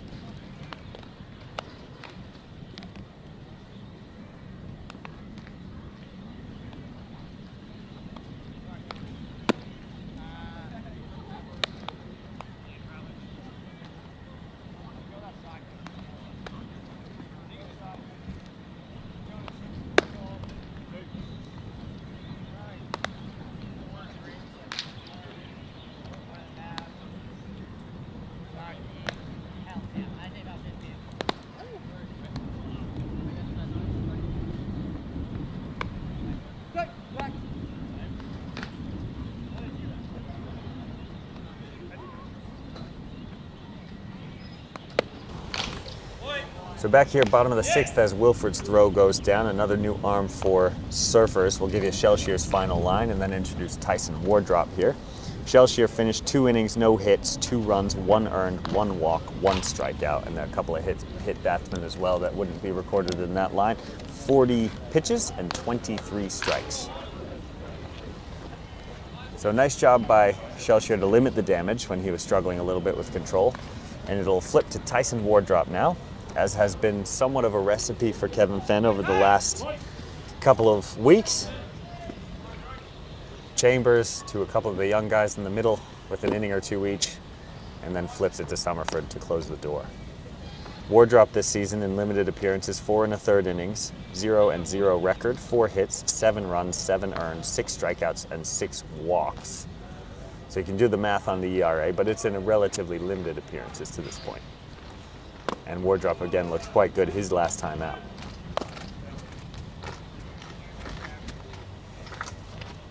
And he will be tasked with the 3, 4, and 5 hitters for Carina. And we'll see what he can do.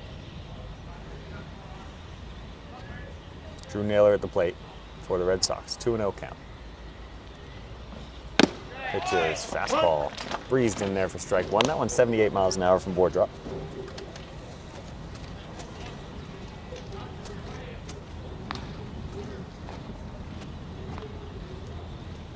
Long look in and comes set. Naylor, a dangerous hitter, and in the hitter's count. Pitch is fastball skied on the infield.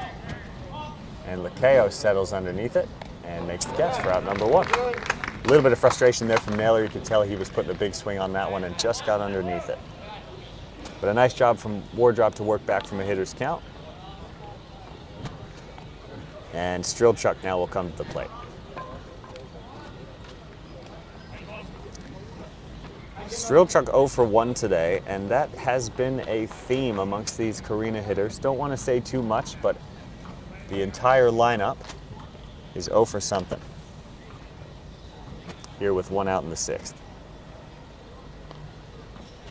And First pitch is in there for a strike.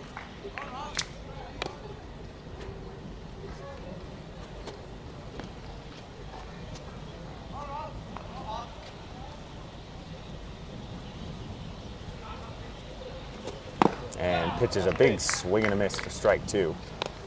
That one read at 79, but Strelchuk's swing looked like he was ahead of it. So Wardrop quickly ahead here, 0-2 on the Carina third baseman. Big breaking ball is fouled back. Nice job changing speeds there. That one's 69 miles an hour, so about a 10-mile differential for Wardrop on the breaking ball and the fastball. Chambers from the fastball to the curveball, probably looking at 12 to 13 mile an hour differential, and Shellshear was at about 7 or 8. So he was throwing a harder splitter slider combination. Another 0-2 from Wardrop, and swung on and missed. Another breaking ball. Nice job changing speeds there, and Strelchuk goes down.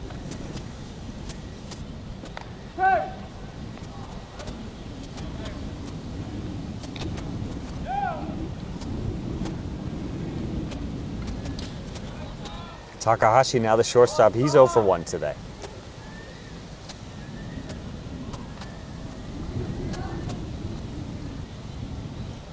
And big swing and a miss on a curveball from Wardrop. Wardrop ahead 0-1.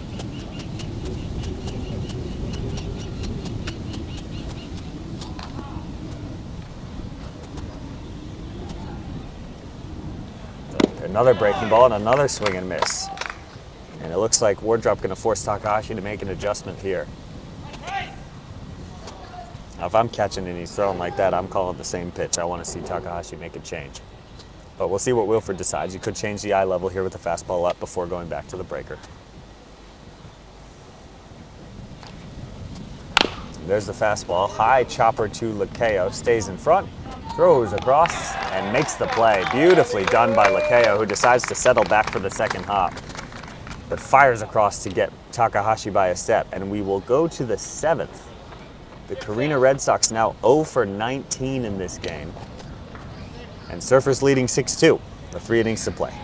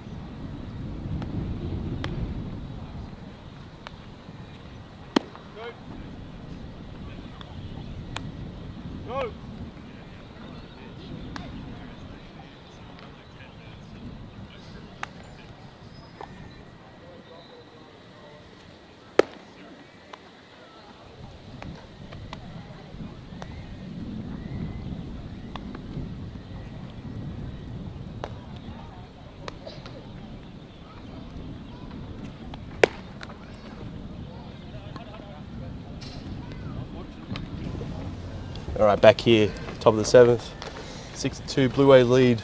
Do apologise, these cameras are getting buffeted about. It's super windy, and with the cameras hard up against this, not tight netting, but sort of a bit loose. They do get bumped around.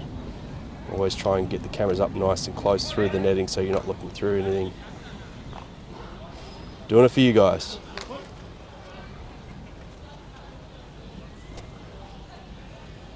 First pitch to John Hall Walsh now is in there for a strike. That one 81 miles an hour from Okano, throwing a little bit harder than Obo was. And fastball down. 1-1 now to Hall Walsh, who's 2 for 3 on the day. one of 3 Blue Wave with a multi-hit day, joining Dikachia and Lakeo. And that pitch is fouled away to the right side. So Okano gets ahead 1 and 2 rather.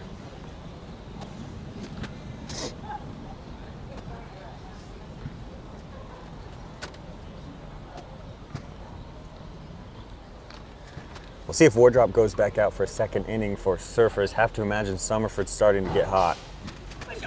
And breaking ball, Walsh does a good job to get a barrel on it, but Naylor will win the race to the bag on the ground out to first. And so Hall Walsh retired, it goes to Zach Smith.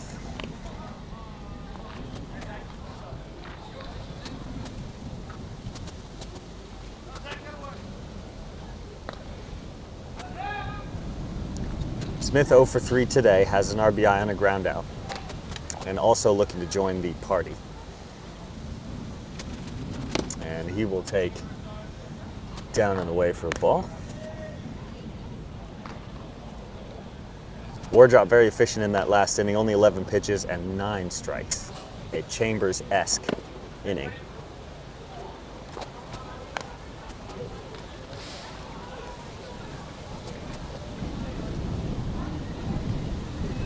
O'Connor 16 pitches to this point, and Smith will see a 2-0. Fastball in there for a strike.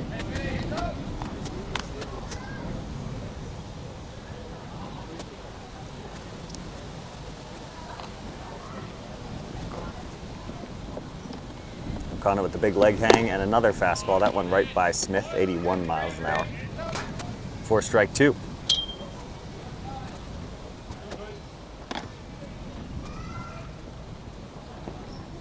Two coming now. And breaking ball just down and off the corner.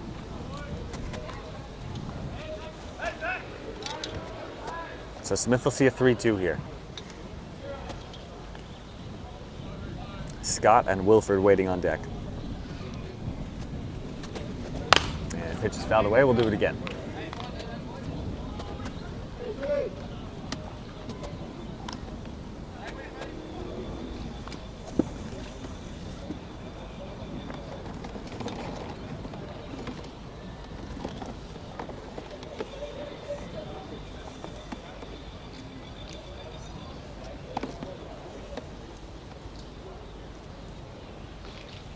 To Smith, and swung on a miss for strike 3. So nice job by O'Connor to battle back there from 2-0. And it'll be Jake Scott coming to the plate now, with 2 outs here in the top of the 7th.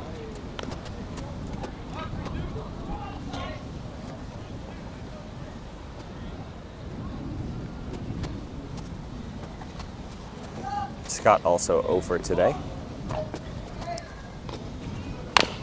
And swings and chops one up off the body.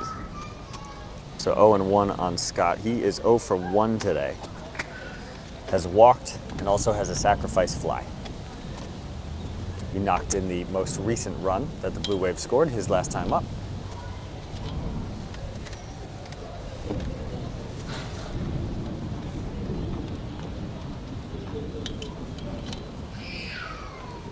And pitches upstairs for a ball. Polidano does a nice job to try and make it look like a strike. Umpire not fooled. 1-1 count on Scott now, the Surfer center fielder.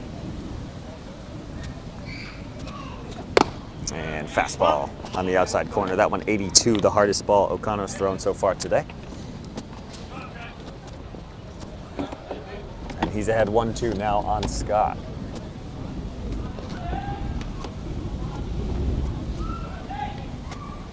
The pitch is breaking ball, hammered down and past the third baseman, and Scott joins the hit parade. That ball's going to roll to the corner. He's running hard towards second, making the turn. He throws on the brakes, and Scott's going to go back to second base with a double. So a great swing by Jake Scott there to stay back on the breaking ball. Thought about going to third,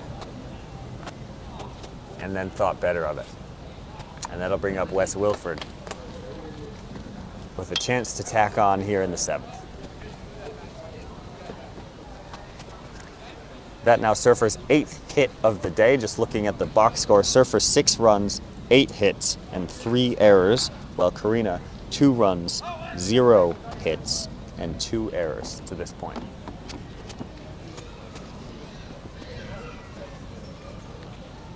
And Wilfred with a big swing and a miss on what might have been a little cut fastball or slider. That one's 77 miles an hour from O'Connell, so a little bit of a speed change there. Scott is away from second.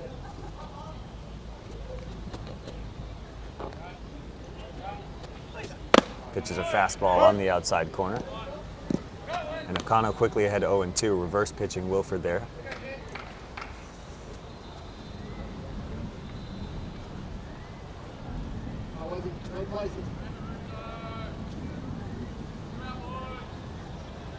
O2 coming to Wilfred. And Scott breaks for third, and Wilfred swings through it, so the stolen base won't matter. So Wilfred down on 3 pitches, and we'll go to the bottom of the 7th. Carina leading 6-2. Surfers leading 6-2, rather.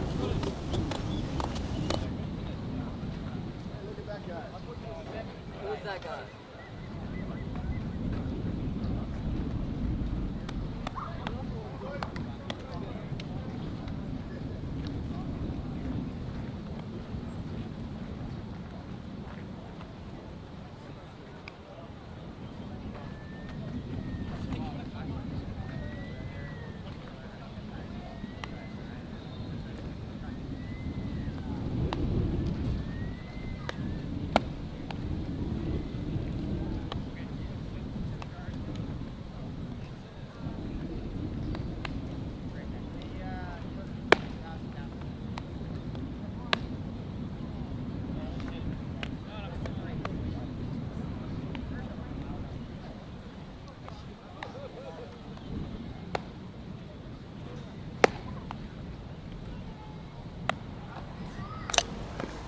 Back here, bottom of the 7th, 6-2 Surfers. Tyson Wardrop out for his 2nd inning of work. And a couple of strong Surfers arms looming in the bullpen should he get into any trouble with Declan Summerford and Matt Boyce, who has been away for a couple of weeks but is back in action tonight.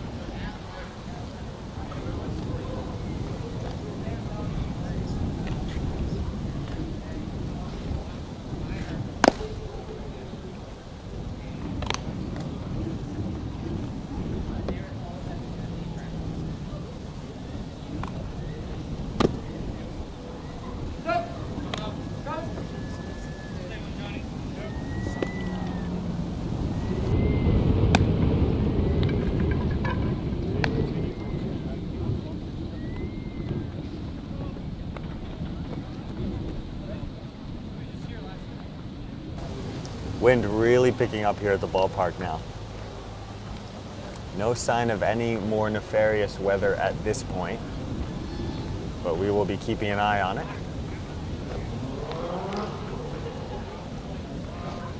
If they call this game early, I won't be upset. We have surpassed the threshold for an official game at this point. The only concern would be whether any sort of weather interruption happened during Carina's at-bat, because they are the home team and are entitled a chance to respond to the score as it stands. Hopefully nothing to be concerned about at this point. Maxim Watson, the left fielder, digs in. He's 0 for 2 today. And first pitch from Wardrop in there for a strike. Nice job by Wilfred to snap it up into the zone.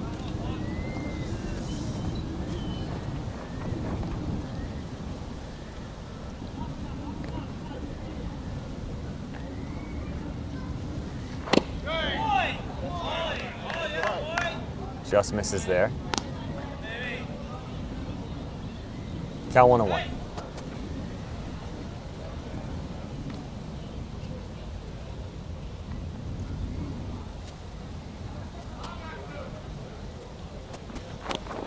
And Watson hit by pitch there.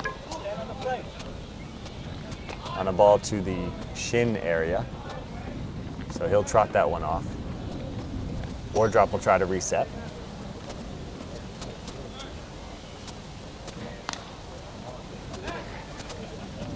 Watson, a hitter that stands right up on top of the plate there. and always going to be a little bit higher risk of hit by pitches.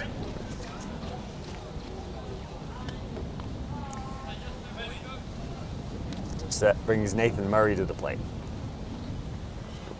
First pitch in there for a strike from Wardrop.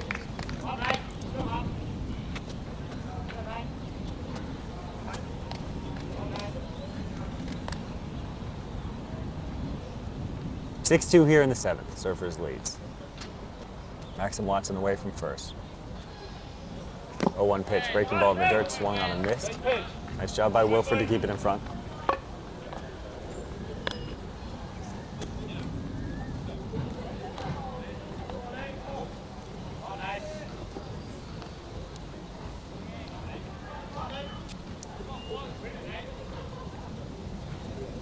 So be 0-2 now coming to Murray.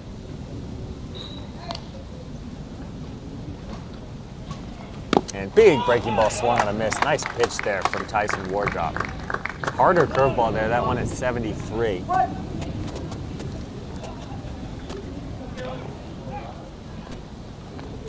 And it'll be a pinch hitter for the Red Sox,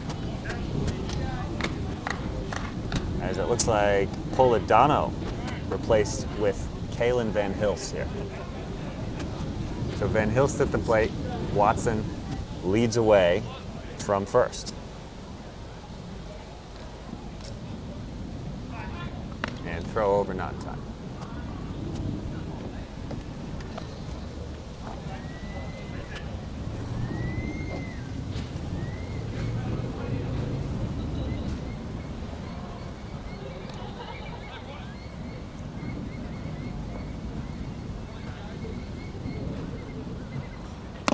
Van Hilst swings and misses. Hitting .212 on the year.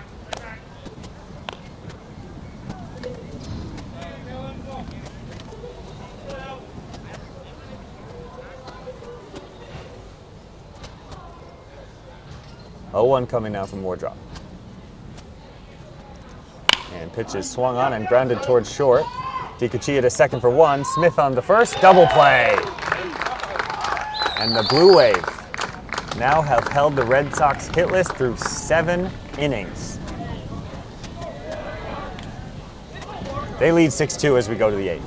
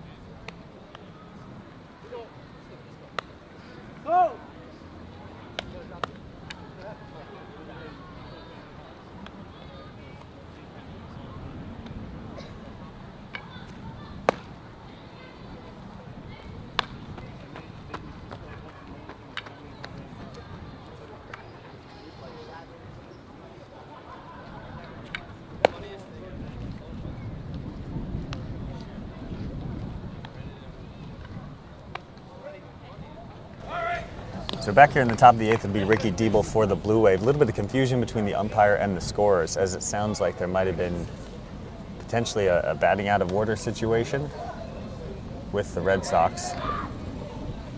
But nothing picked up, as Polidano's still behind the plate, even though Van Hilst hit where he was due up in the order. So a little bit confusing. Not sure if that'll have any ramifications next inning.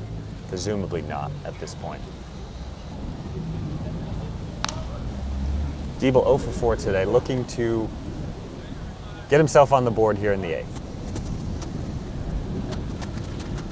And pitch is chopped foul to plate.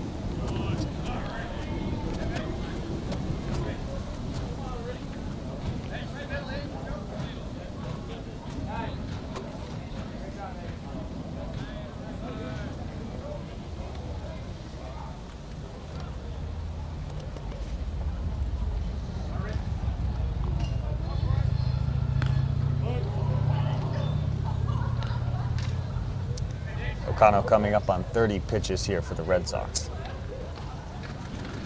And that one's inside for a ball. No action in the Carina bullpen. And it looks like some action in the Surfers bullpen. Might be Summerford out there getting loose. You can see the high Sox from here. Pitch is upstairs for a ball. Diebel ahead now 2-1.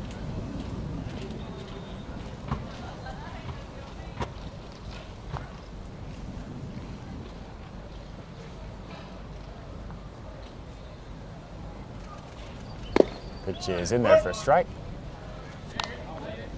And the count evens up at 2. DiCaccia on deck. And then it'd be Lacayo to follow.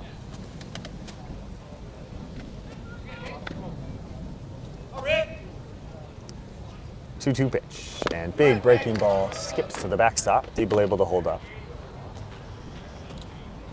And count to 3-2 now.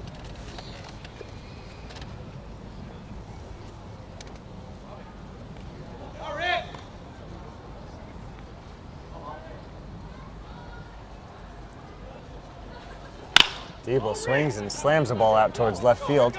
Watson tracks it back and then tracks it back in. Looks like the wind knocked that one down. So unfortunately, that'd be an F7 and an 0 for 5 for Ricky Diebel. Tough day at the plate for him.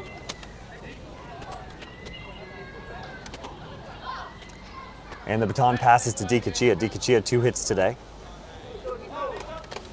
Single to right his last time.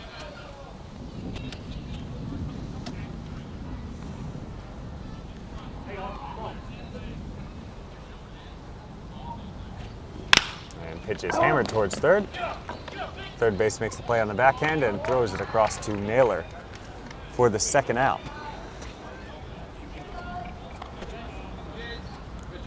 So a nice play there by Strelchuk, rather. So Lacayo for the 5th time. He's 2 for 4, singled and doubled, knocked in a run today, also scored a run. 2 for 3 with a double and a triple on Friday. Good weekend for Jerry. Pitch is in there for a strike, breaking pitch. So O'Connell looks to be featuring mostly a fastball and a hard slider. The slider coming in at about 77, the fastball at about 82. So only a 5-mile-an-hour differential. I'd call it a cutter, call it a hard slider.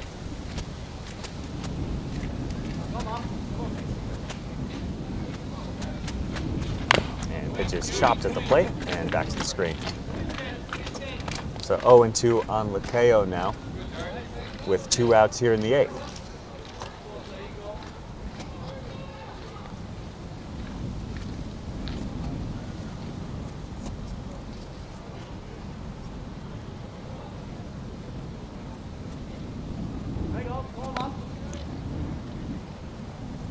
Oh-2 coming. And pitch is big, breaking ball inside. O'Connell was walking off, thought that was strike 3. Didn't look like much of a complaint from Polidano on that being close.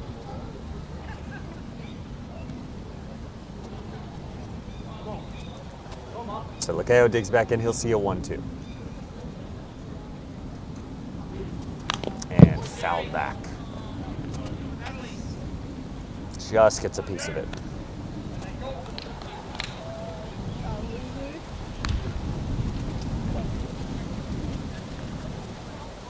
Wind continues to swirl here at the Red Sox ballpark. Been relatively little action since a very busy first couple of innings for the Blue Wave. They led 5-0 after 2. And pitches up and in, almost hits Lacayo. Just missed clipping the jersey there. 2-2 now coming to the Surfers' third baseman.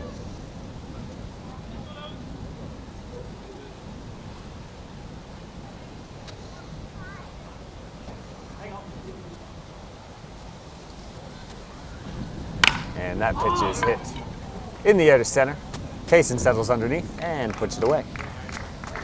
So Surfers down in order in the 8th. We'll go to the bottom half. Blue Wave leading 6-2.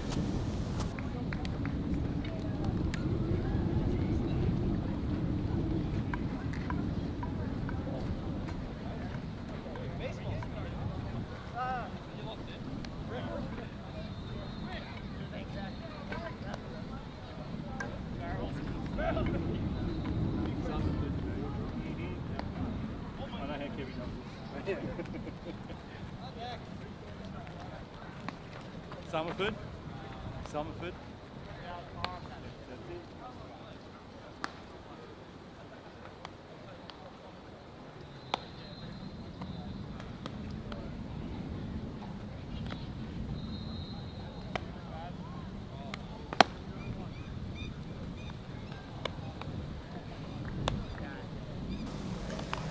Back here in the bottom of the 8th, and it's a new pitcher for the Blue Wave, Declan Summerford, coming in presumably to close it out after Tyson Wardrop's night is done. We'll go through Tyson's line and then have a look at Summerford's stats for the year. Wardrop, 2 innings, no hits, no runs, no earned, no walks, and 2 strikeouts. Wardrop 19 pitches and 15 strikes, and other than the hit by pitch on Maxim Watson, really a good, clean, efficient outing for him, helped by the double play last inning.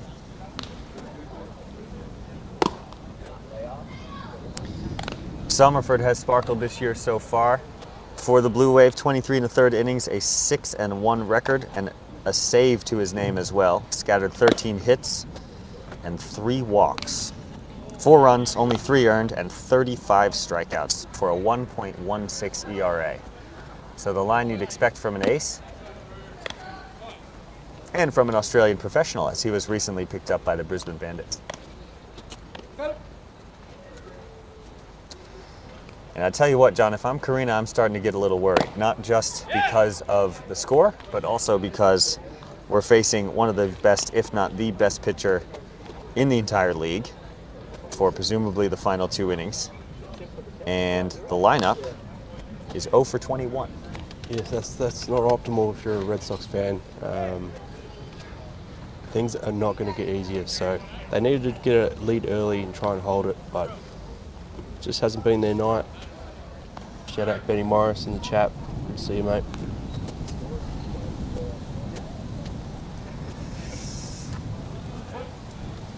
Here we go.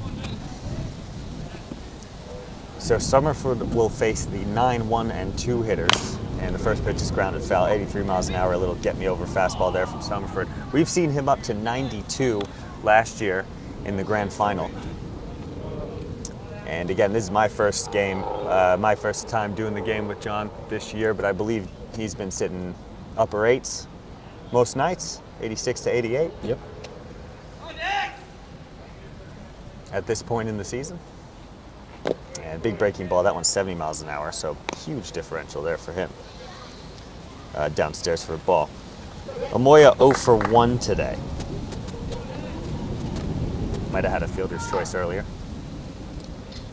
And that one is grounded down towards third. Lacayo makes the charge and throw on to first, and records the out. Nice play by Lacayo to keep the Red Sox hitless.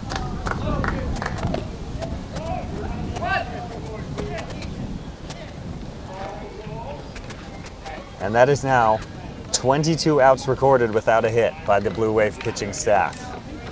Sparkling play by Lacayo, who has been excellent over there at third.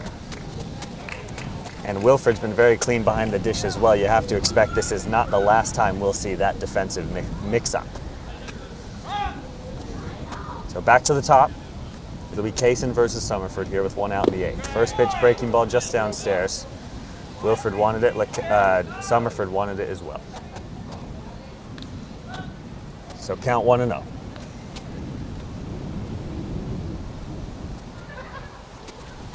And pitches a fastball grounded towards short. DiCaccia stays down. Throws across and 2 away. 23 outs recorded without a hit allowed for the Blue Wave.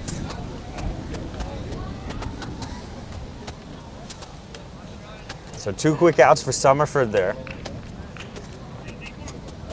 And that brings up Oba. Stayed in the game as the DH.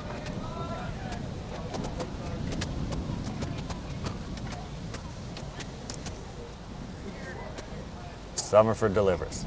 First pitch upstairs for a ball. It's impressive the ease with which he matches the velocities we've seen all night from the other pitchers. Just getting it over. And that one just misses for ball 2.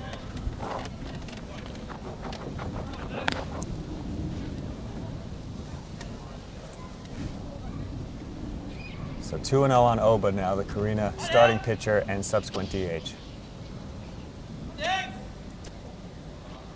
And pitches right by him. That one up to 84. Foul tipped into the glove of Wilfred. Count goes to 2-1.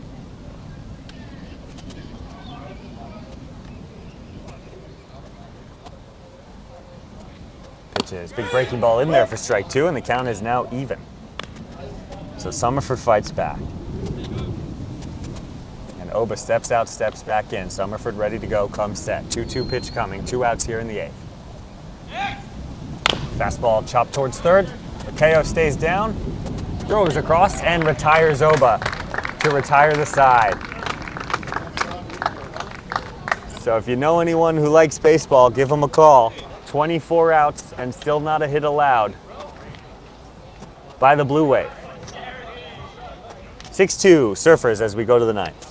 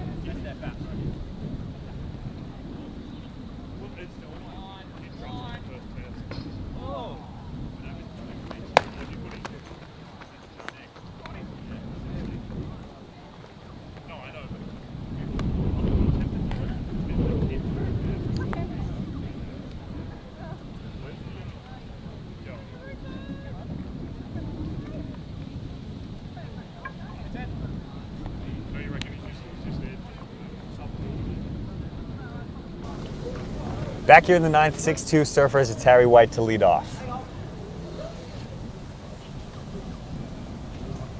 And he takes a big swing at a fastball, fouls it away to the left.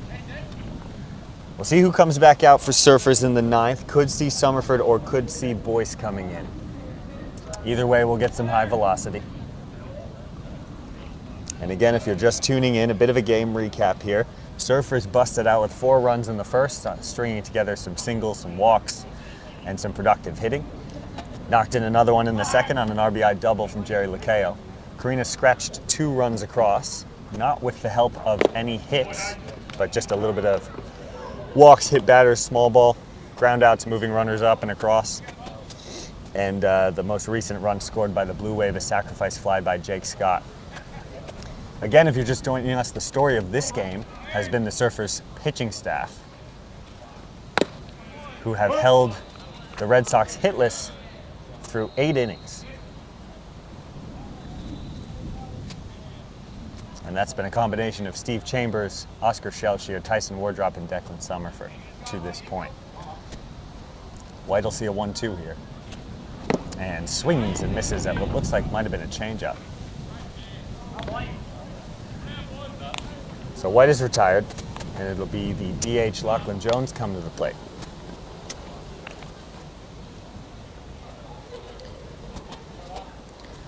Jones 0 for 2 today. Ground out, fly out, hit by pitch twice.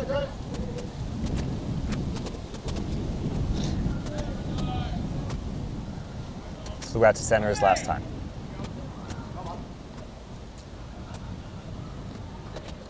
And pitches, first pitch grounded towards second. Second baseman a long way to go, and it kicks off of him and kicks down the right field line. So Jones is going to head into at least second. And he's going to hold up there with what I assume will be scored. I don't know if you can give that an error, really. Might end up being scored a double for Lachlan Jones. We'll have a look. Either a single and an error or a double there. And a nice job to shoot the gap there from Lachlan Jones. And it'll be John Hall Walsh coming to the plate, looking to tack on. Kobe Wise comes in to run for Jones. So that'll be a straight swap. Jones usually the catcher when he's playing, which means he's used to getting a runner. But this time it'll be a permanent substitution.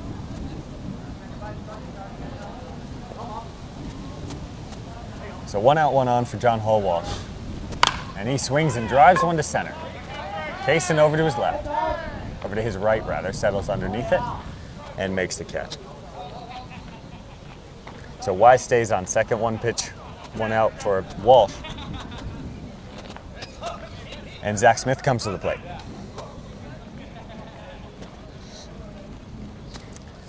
Smith 0 for 4 today, looking to pick up a hit and salvage his night at the dish. Kobe Wise away from second. Long day for him after pitching a couple of innings of shutout baseball against the Carina Division II side. First pitch to Smith, up and in for ball 1.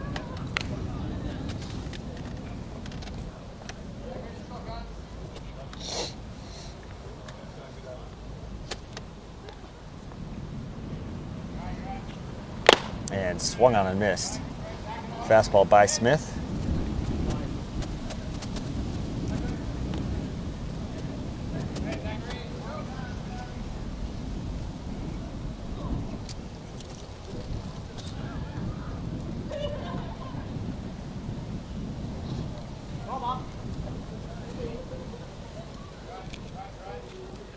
And that pitch is nubbed towards first. Naylor picks it up and makes the flip to the covering O'Connell to record the out. So nothing doing for Surfers there in the top of the 9th. We're going to go to the bottom of the 9th with the Blue Wave leading 6-2.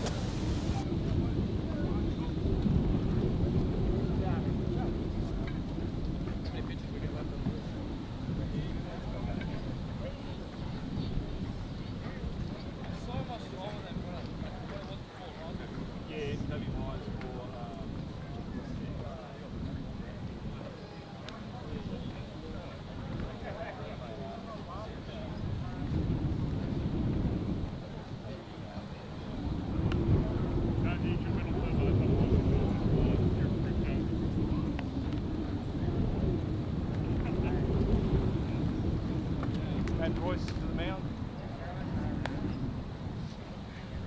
No, just a pinch runner one. Yep. So back here as we prepare for the bottom of the 9th at Carina, 6-2 with the Blue Wave leading, and it's Matt Boyce coming in for the Blue Wave. Summerford's night is done.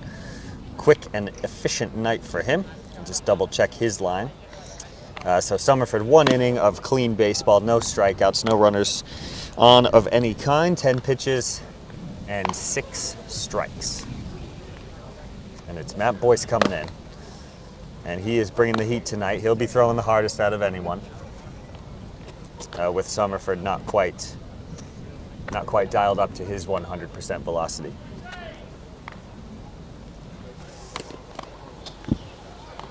So Boyce on the season, just limited appearances so far, 4 2/3 innings, 1 save, an 0-0 record, 5 hits, 3 runs, 9 strikeouts, and no walks. So 5.79 ERA, but again, limited appearances.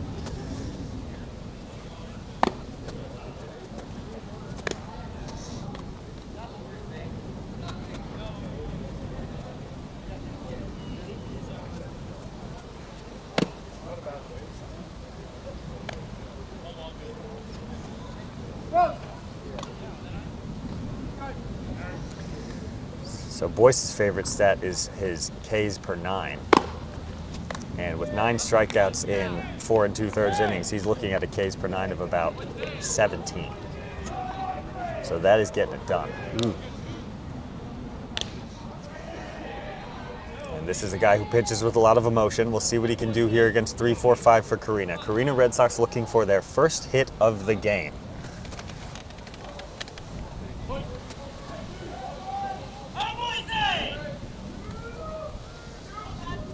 Boyce comes set and pitch. Fastball up and in, and it looks like caught the umpire on the fly. And he's going to walk that one off. Looks like must have been a cross up between Wilfred and Boyce for Wilfred to miss that pitch. And a bit of a nightmare situation for the umpire there. That's what you don't like to see.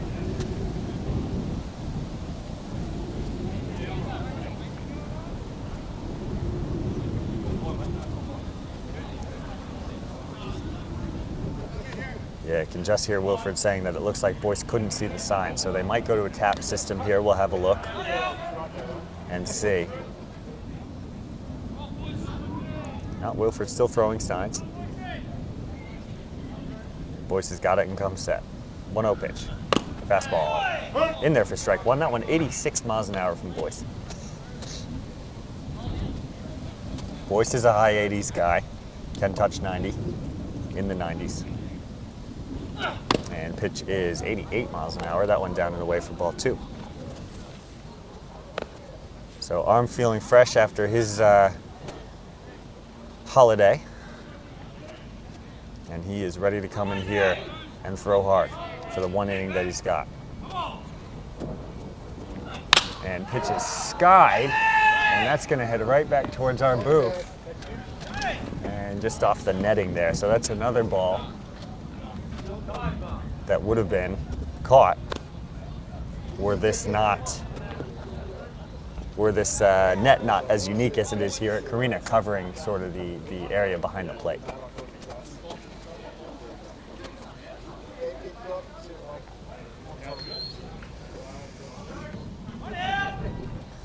So it'll be a 2-2 now to Naylor. And big breaking ball fouled away. That one's 70 miles an hour, so Boyce featuring the curve at 70 and then the fastball 86 to 88. Huge differential, makes it difficult for hitters.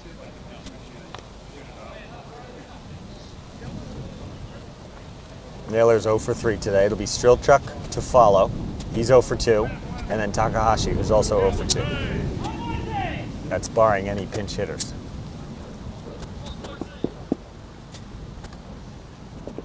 Two coming from Boyce.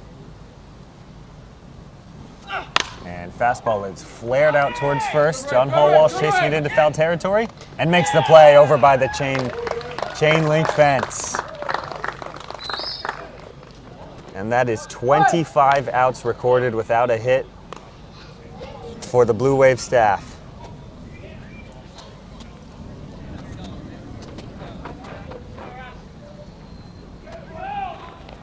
Strelchuk steps in, the third baseman.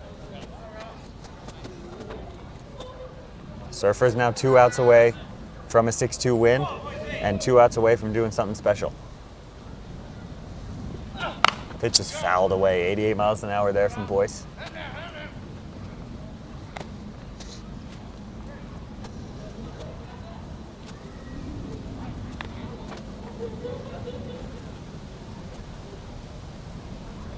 Looks in, gets the sign, comes set. 1 away here in the 9th. Fastball downstairs.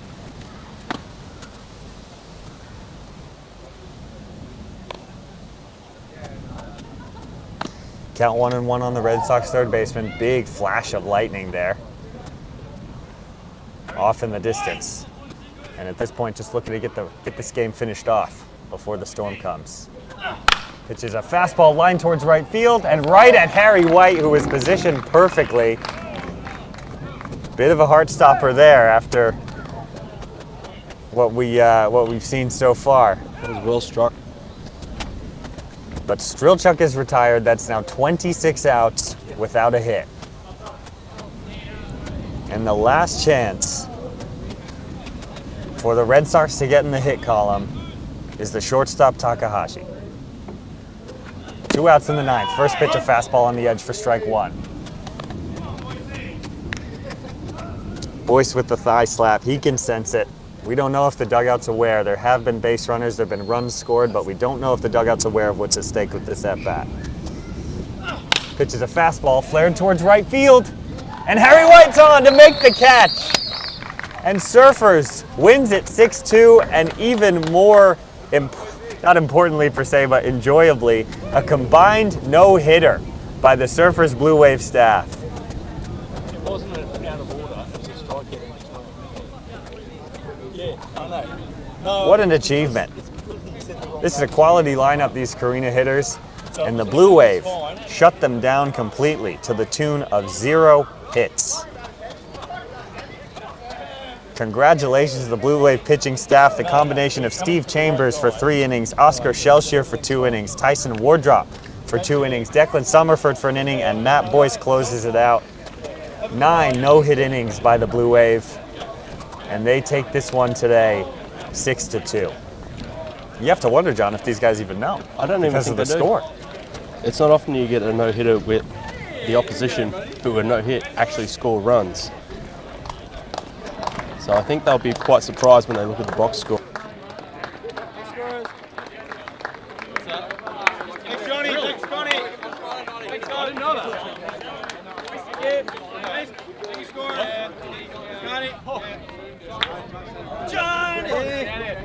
Wrap it up, Johnny. Wrap it up. The man is solid. We're just letting the guys know that was a combined no-no. The team is a no-no. We know, yeah. The team has just become aware. Oh, just the no. Just the one no. Just be. I can't believe you guys don't include the weather report in your broadcast. Well, we finished presenting. Yeah. But we were going to wrap it quickly, yeah. Apologies, we have to close this down really quickly. That there is a storm coming, and I do not want to get anything Connie wet. just said as well. That is it for tonight. See you later. Yeah, Kev, game Blue changer Wave has win, it as 6-2. Nothing. Good Yeah. night.